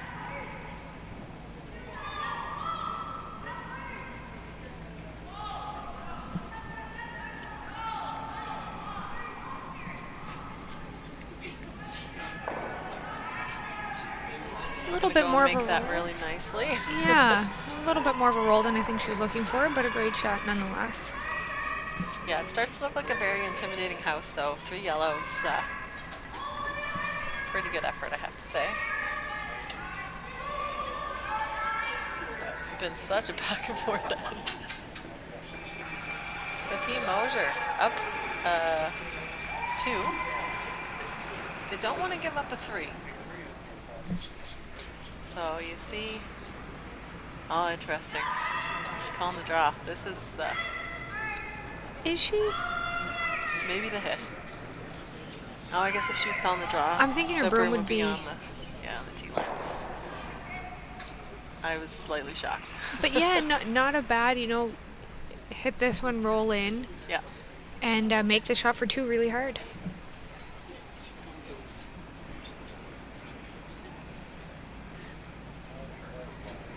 So Clara Mosher her last in the 7th. Sweepers on it. Quite a bit of hit weight as well. Looking for that roll. Might have rolled a hair too far. She looks like she shot rock there. I don't know what it looks like it's open for the 3, Selena, but not an easy shot. No, I think just backline weight. Heavy draw.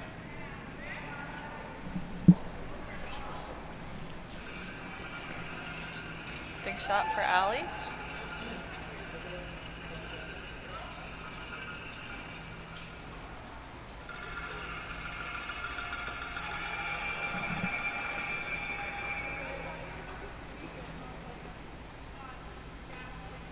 So we're looking for backline, maybe up to hack weight on this shot. I think hack might run a little too straight, so heavy draw, tap the blue back. Could be good for as many as 3. And this really is a team shot. You need your sweepers communicating the weight the whole way down the ice. The 3rd in the house anticipating the curl and making sure that the sweepers are on it before it's too late. So we'll see how the team does on this shot altogether.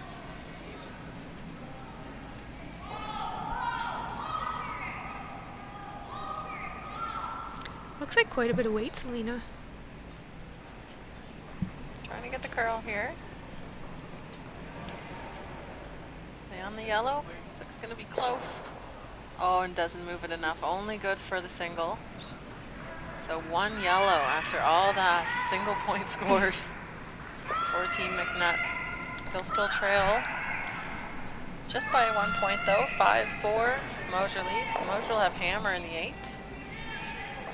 Momentum really swung a few different ways that end, Selena. So we'll see what this next end brings.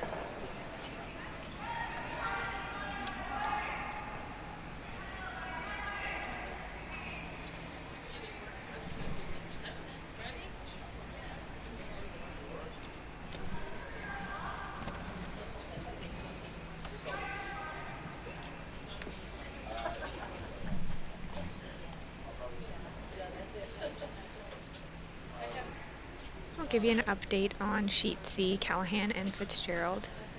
They are tied at 2 apiece, playing the 7th end. Or sorry, just playing the 8th end now, but we don't have the score of the 7th posted. Nodding and more on Sheet E. We have Nodding up 6-3, and they are playing the end of the 7th end here. With lots of rocks in play, and that game has had lots of rocks in play the whole way through.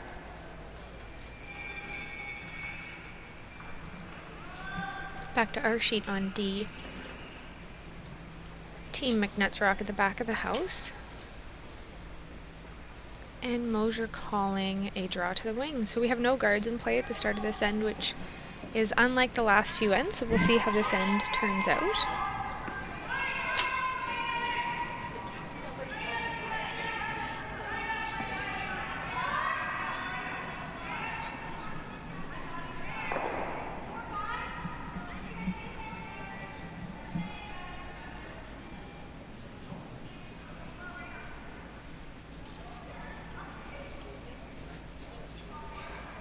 Claire is indicating she'd like to keep this rock at the top of the house, which is a great call. And a great shot made by Catherine Myers.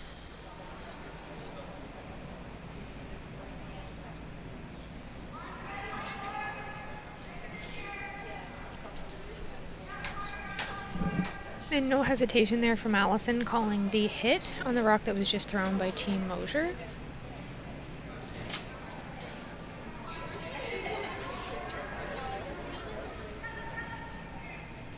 Sweeper staying close. And a nice shot by Mary. They're in an even end here, and I think the Mosher Inc. would like to score, but I'm not probably opposed to the blank. And for Team MacNutt, they don't really want Mosher to score. And so, Selena, the score is 5-4 for Team Mosher, and Team Mosher has the hammer. What is your approach to this end?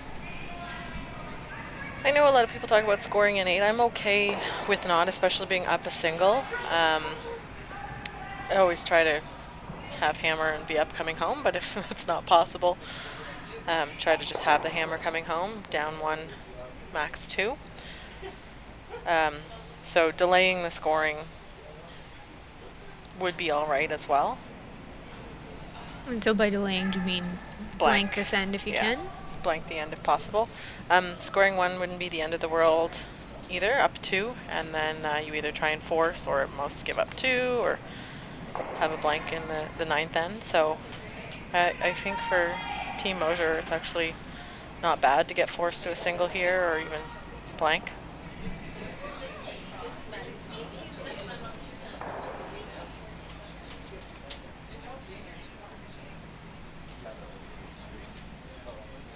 I'm just rolling out there. And now Claire is calling to the other wing. So we saw with Mary's shots, Clara called to, from our end, the left side of the house, and now she's calling to the right, and I think that's great, switching it up and making the other team throw different turns and in different areas of the ice and not always giving them a consistent shot. Yeah, and she's trying to keep rocks in play, so right now she could just hit the open Yellowstone at the back, and then it would be, a straightforward blank. for the rest of the end, and I don't think Team MacNutt would be able to argue too much with that. There's not much they can do to prevent it.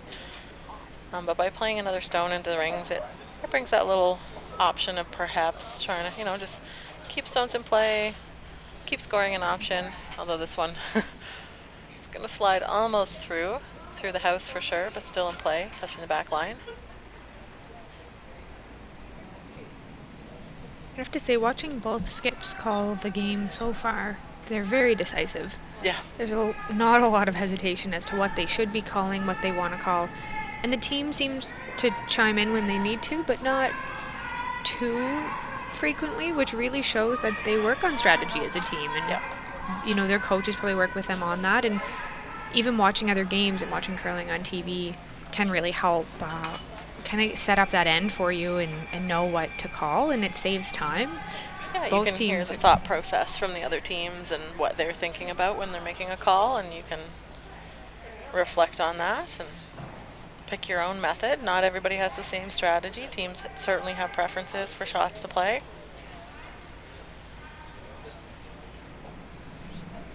I love watching an aggressive style of play, although sometimes I find in practice I get a bit more defensive. But both teams playing with 18 and a half to 19 and a half minutes left, so Team MacNutt with just a minute more than Team Mosher, but compared to the other games that we can see from here, they're about 5 minutes. They've got 5 minutes more time than the others, so been a fairly quick game. So there you saw it was a call to draw to the top of the rings for Team MacNutt. It came up quite light, a high guard. And so Team Mosher or Clara saying to the rest of her team, let's take this opportunity, play the come around, get those stones in play. So it's looking like Team Mosher is really anticipating scoring here. Two M's, and I want to call them the wrong name every time. And then Mosher stone going just to the back 4 foot leaves an opening for Team MacNutt. So again, we might have a bit of back and forth this end.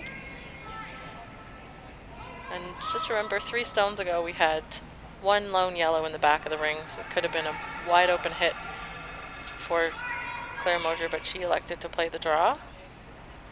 And so now we're getting into it. And look at this beautiful draw. Good enough for shot stone.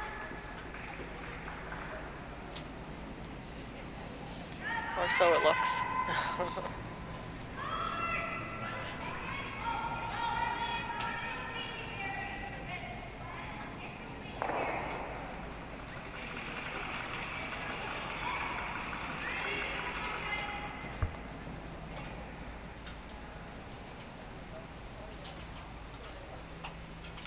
MacNutt is up now.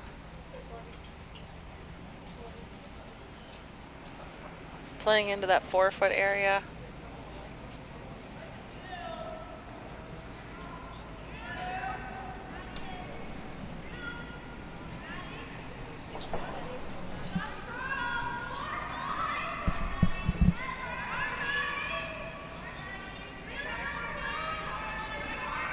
So Anna Varga had a beautiful draw to the top 4 foot. And this blue stone now coming in. Gets by the guard. Sweepers are still on it. Looks like it wants to overcurl. They'll get to the nose. Just tap that yellow a bit. Pushes that right to the button. So here's the... this is the risk when you play that aggressive game with that blue stone at the back 4 foot. Kind of set this up. I think that if this shot is made really well by Emma again, we may see Claire go up and peel. And she's calling just to the top 4 here. And top 8. I missed her initial call. She may have said... yeah, top 8. I think somewhere in line with all these stones is ideal. This is looking really good. Well, they're all lined up. You see that blue top 4 can't really be used by Team Mosher. Claire's looking at the run back, actually. That's a long run back. peel would be an excellent plan B. And that's it as a skip. You just have to have that in the back of your head. This is the shot I want to make, but what is the shot that I'm happy with? Or what's the outcome I'm happy with if that shot isn't made?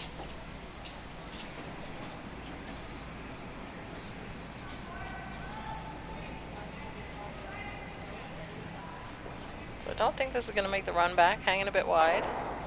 Just makes the peel.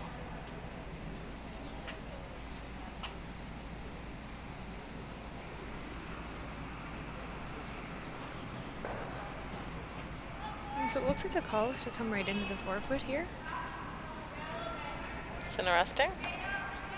And Allison's first. I feel like this could set up a double, though.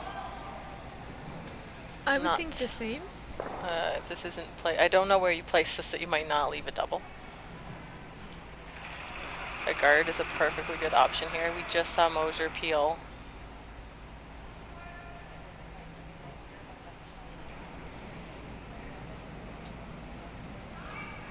I don't know. I don't know where this rock could go that in the forefoot that would help this team's cause.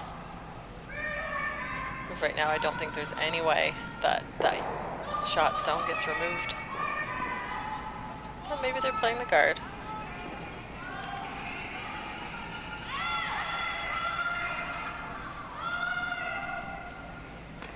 Weight looks like it may be coming in the house. Or just to the top of the house. Yeah, okay. So they were just tapping their brooms around that forefoot area. I think this is a much better result. We were wrong. Phew.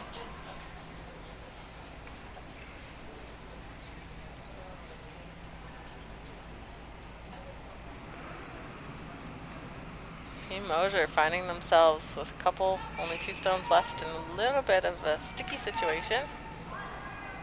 So she's calling the same run back, same shot that she was before, with the idea that if it's not made perfectly, that the peel is an option.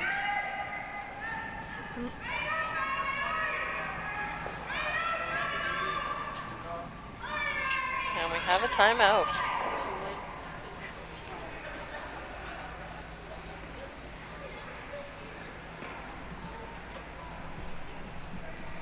Courtesy of Coach Bob Martin. He'll go out and have a chat with the team.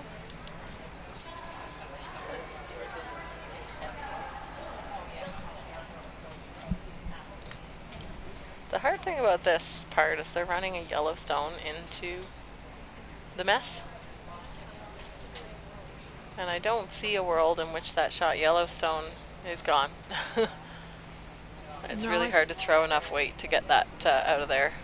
It's just going to get all the momentum taken out of it when it I think your top hits blue, the back. the blue in between those 2 yellows has a good chance of going, and so I don't know how many blue you want to knock out of the house right now. Yeah, might make your last shot harder by playing this.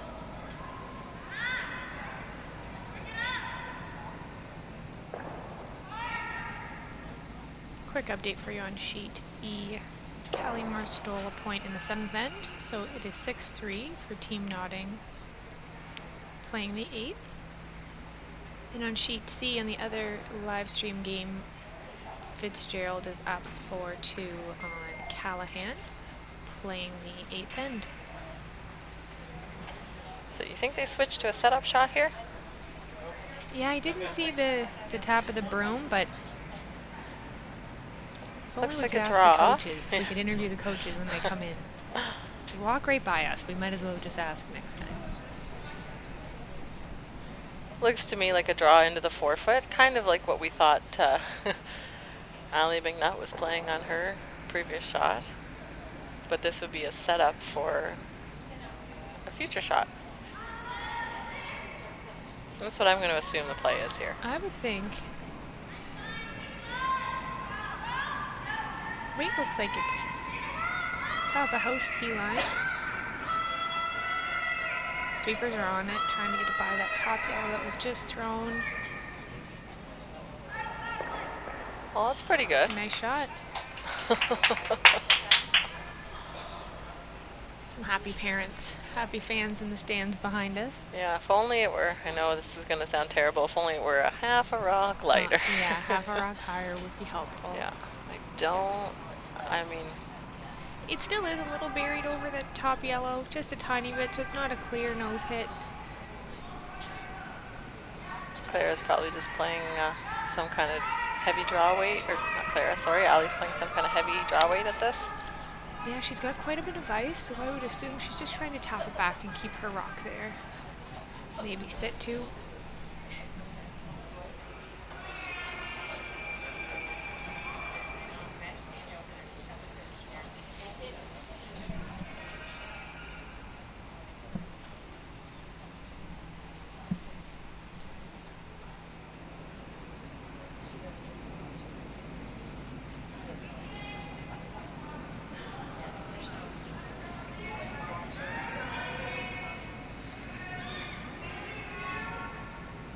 Watching the weight on this one. Looks To get close. by the front. This looks like a very nice shot. Great To shot. sit two. Clear the forefoot. Now is there a slash double for three? Oh, I don't think they wanted to. So what I was thinking was they wanted to create a wall with the blues at the back of the forefoot, and so it looks so nice, and I think it's a great shot. Might have left the door open. It's not an easy shot, but we have seen Clara make some pretty incredible shots so far this game. So you can see if the outside, the broom side of the yellow stone is hit. Sideways, half a rock into the other yellow. Both of them will spill, the shooter will go, but there's three blues hanging around the forefoot right now. This is a very intense moment for this game. Close game. 1 point Intense game. shot.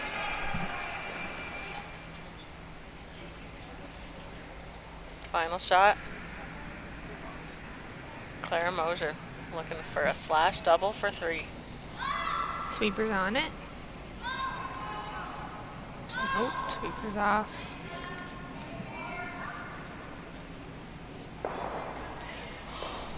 And it spins. Good enough And for that is two. good for her too. Great shot by Clara. What a great shot. So that'll be two on the board in the eighth end after we thought that might be a blank end at one point, and What here do we we go. know?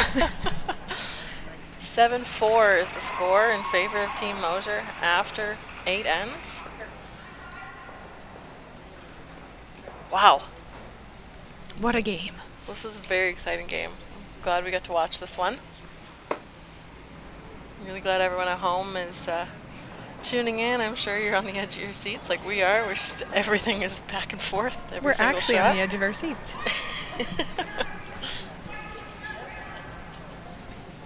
And if someone just sent you this link and you didn't know what you're watching, it's the 2020 AMJ Campbell Nova Scotia Junior Provincial Curling Championships. That is a mouthful. 8 teams vying to represent Nova Scotia at the Canadian Junior Curling Championships. I was going to say later this month, but it's in January. We're not in January yet. But only 3 weeks away, if my math serves me right.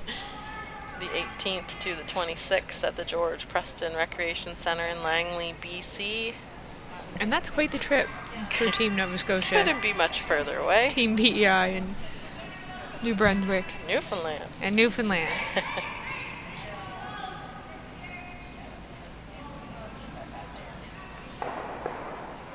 It's the ninth end. Team Mosher's rock is in the forefoot. I'm trying to inform myself because I don't actually know where Langley is. Just southeast of Vancouver. It's a full travel day for our teams from the Maritimes. And a full travel day home. Just off the Trans-Canada Highway. Pretty close to the U.S. border.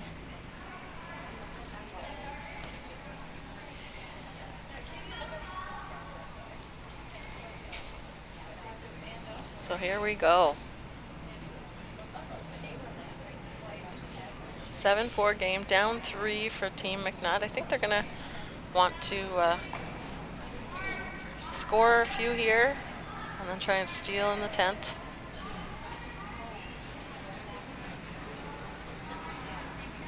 worst case would be to blank, score 3 and 10. I don't like to have to bank on that though. No. The first few ends we had some heavy draws and getting used to the ice, but the last, 4 or 5 ends have been more intense, more aggressive, and some really good curling.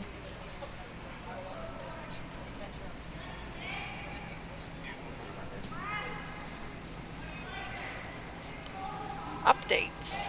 In the first end, where more than a single point was scored, it was a steal of 2 for Fitzgerald against Callahan.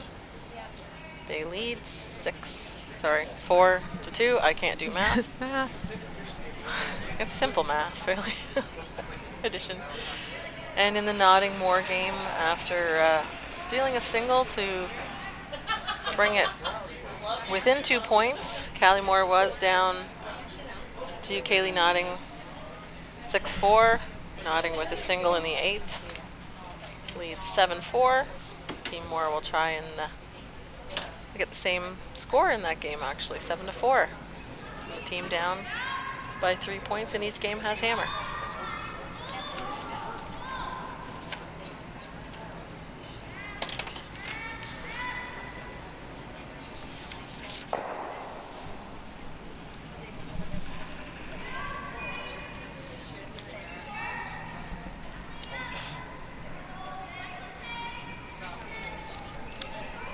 So in our game, we have that center guard, have a stone in the top 4 foot, for Team Mosher, and we have the play into the top house.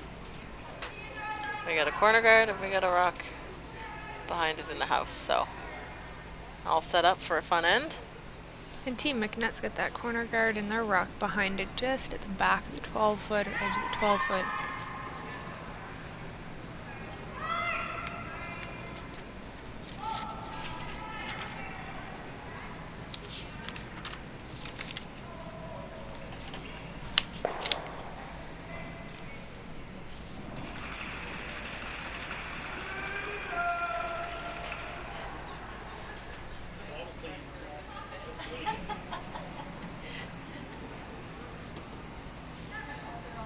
So here we go, we're clearing out the front.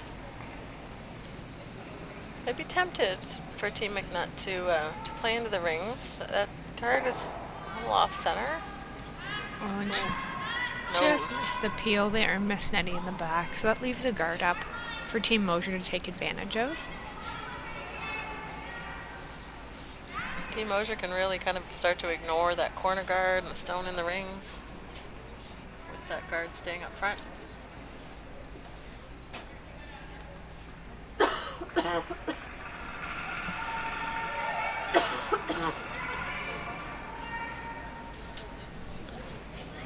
And here we've got Courtney Lutz looking to just draw in towards the pile of blue that they've got in there already.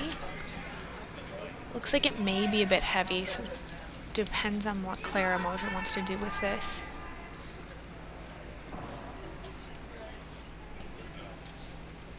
And just through the rings there for Courtney.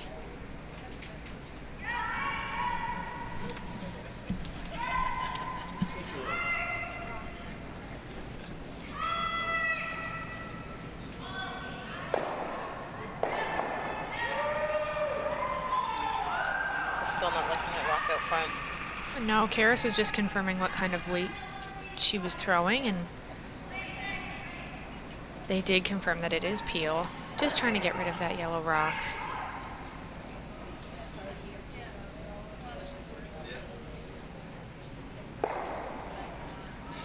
And Better she job opens that it time.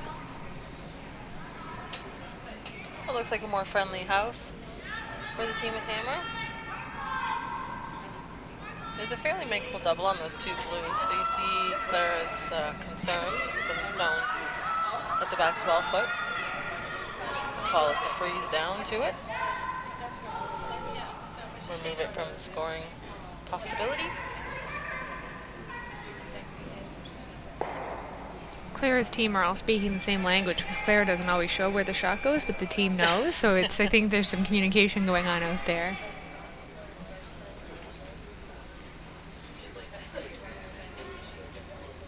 teach us what that language is.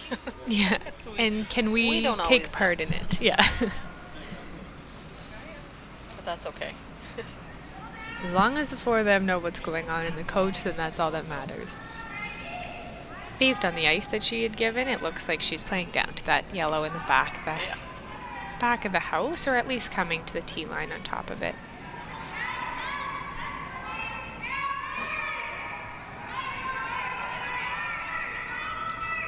White looks okay. Trying to get it there. Needs to count that yellow even if it's not perfectly frozen, but it's pretty good. Great shot by Emma.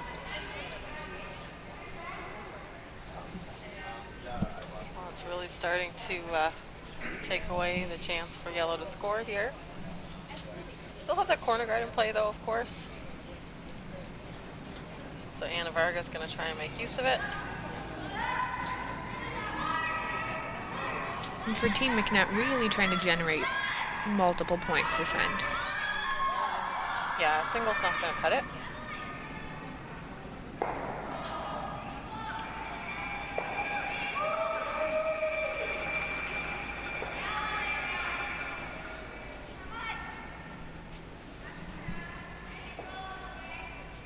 And that one just going. Ooh. A hair deep. I don't think it's out counting the blue. I wouldn't trust my eyes, but I would think that blue shot. Yeah.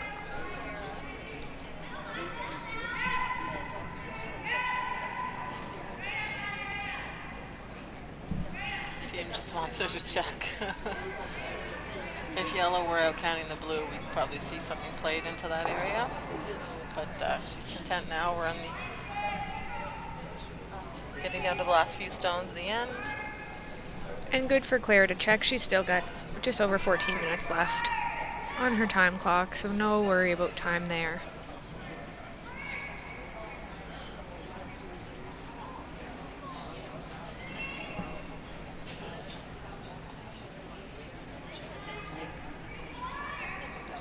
She's calling this just as a tight guard.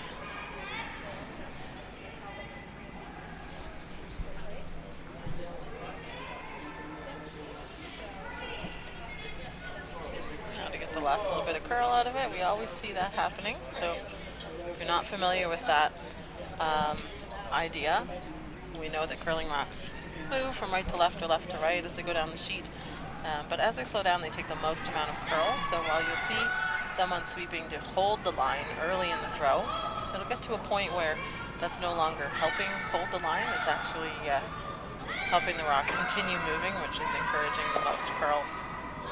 So when you have a rock that's not quite curled up to where you want it, you get your sweepers to curl really hard at the end, or sorry, sweep really hard at the end to try and get that last bit of curl out of it. Now we've got the hit. Just missed the double there. But her rock is second shot. Yeah, the only problem I see with that is I think that blue in the forefoot's pretty inaccessible. Mm-hmm.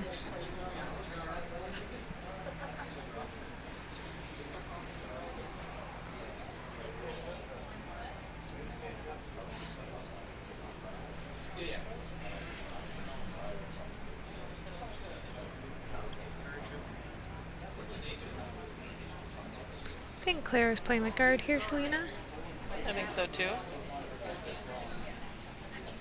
Only sitting one at this point. Third shot also, as far as we know. Second stone is a MacNutt yellow stone. But with the benefit, or I don't know what to call that. The benefit of being up 3 points is you can play a little bit more what you want. Potentially give up 2, but not very likely if you play this card.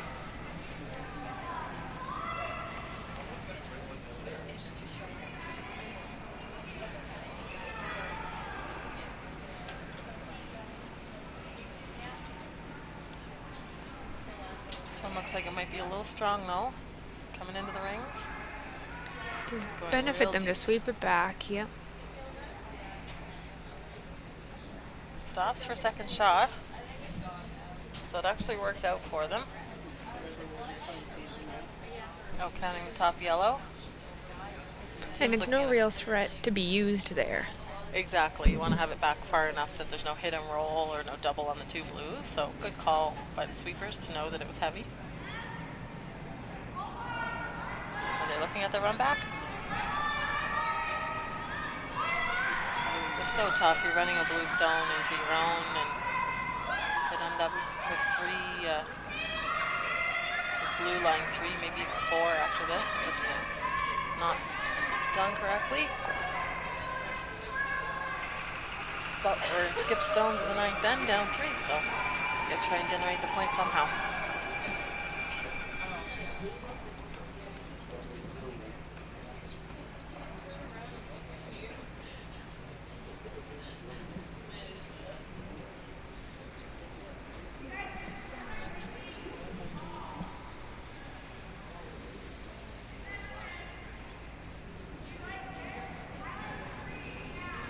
Here we go, MacNutt, her first in the 9th. Sweeper's on it.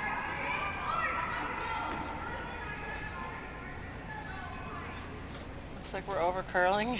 See, And it does Anna open was it up. checking. Sorry. No, it does open it up there. So, I mean, for Allie, she really wants to try to score this end. So, having access to the 4-foot isn't what she wanted in that shot, but is still beneficial for her last.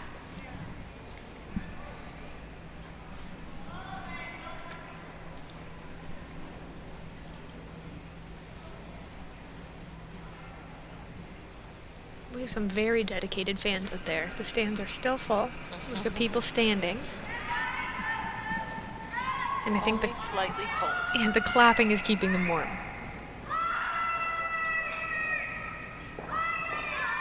We're inside and I'm cold, so I don't know how We've got warm tea, and it's still chilly.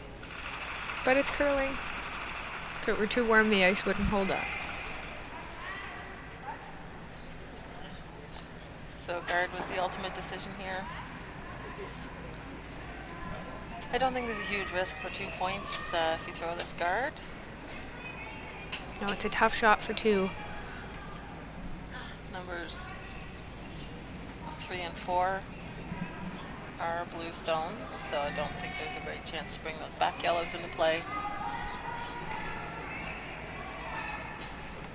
This one again, going a little deep. Oh no, they'll just bring it tight. Trying to get that to curl up a bit more. Allie looking at a raise, but in this case it would just be for the single. That back blue would be out counting the shooter. So it's interesting, Selena. She looks like she's more interested in the raise than the draw for 1. What would you be playing here? I think the raise too, you have a chance to double the blues at the back. I think that's the main reason for playing that.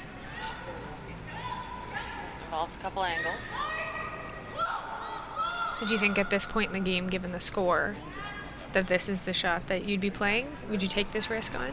I think you play this, and if you don't make the double for 2, you still get 1, which is the same result as the draw. So I think the risk, which is pretty low, you're either drawing to the full 4-foot or short raise for 1, maybe 2. So I think this one's certainly worth it.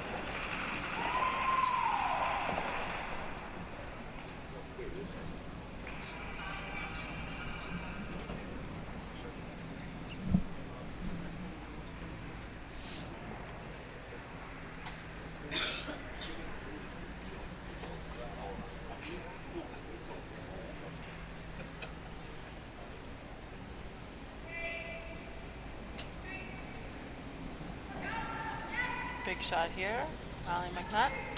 9th end, down 3. Short raise. Do they oversweep?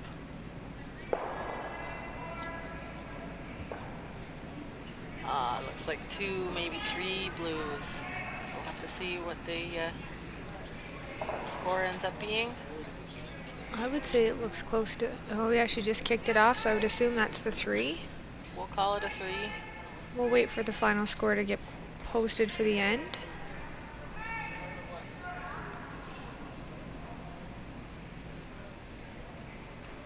But that 3 would take our score 10 It to was 4. 7, yeah, it was 7-4, so it'd be 10-4. And there it is. 3 gets posted, and we have handshakes. So that'll be the win for Clara Mosher. She'll move on in the B category. Team MacNutt, they'll drop to C, and we will see. You like my pun there? We will see a couple of these teams later tonight. Not all of them. There will be a break for Team MacNutt, but Mosher will be on later tonight. We have an 8 o'clock draw for the women's game. You can flip on over to our other sheet, Sheet Z. That's the Callahan-Fitzgerald game. And on behalf of Katarina Hackinson and myself, Selena Thompson, I want to thank you for tuning in to the 2019 AMJ Campbell Nova Scotia Junior Provincial Curling Championships. We'll catch you the next draw. The men's are at 4, women's are at 8. Thanks and have a great day.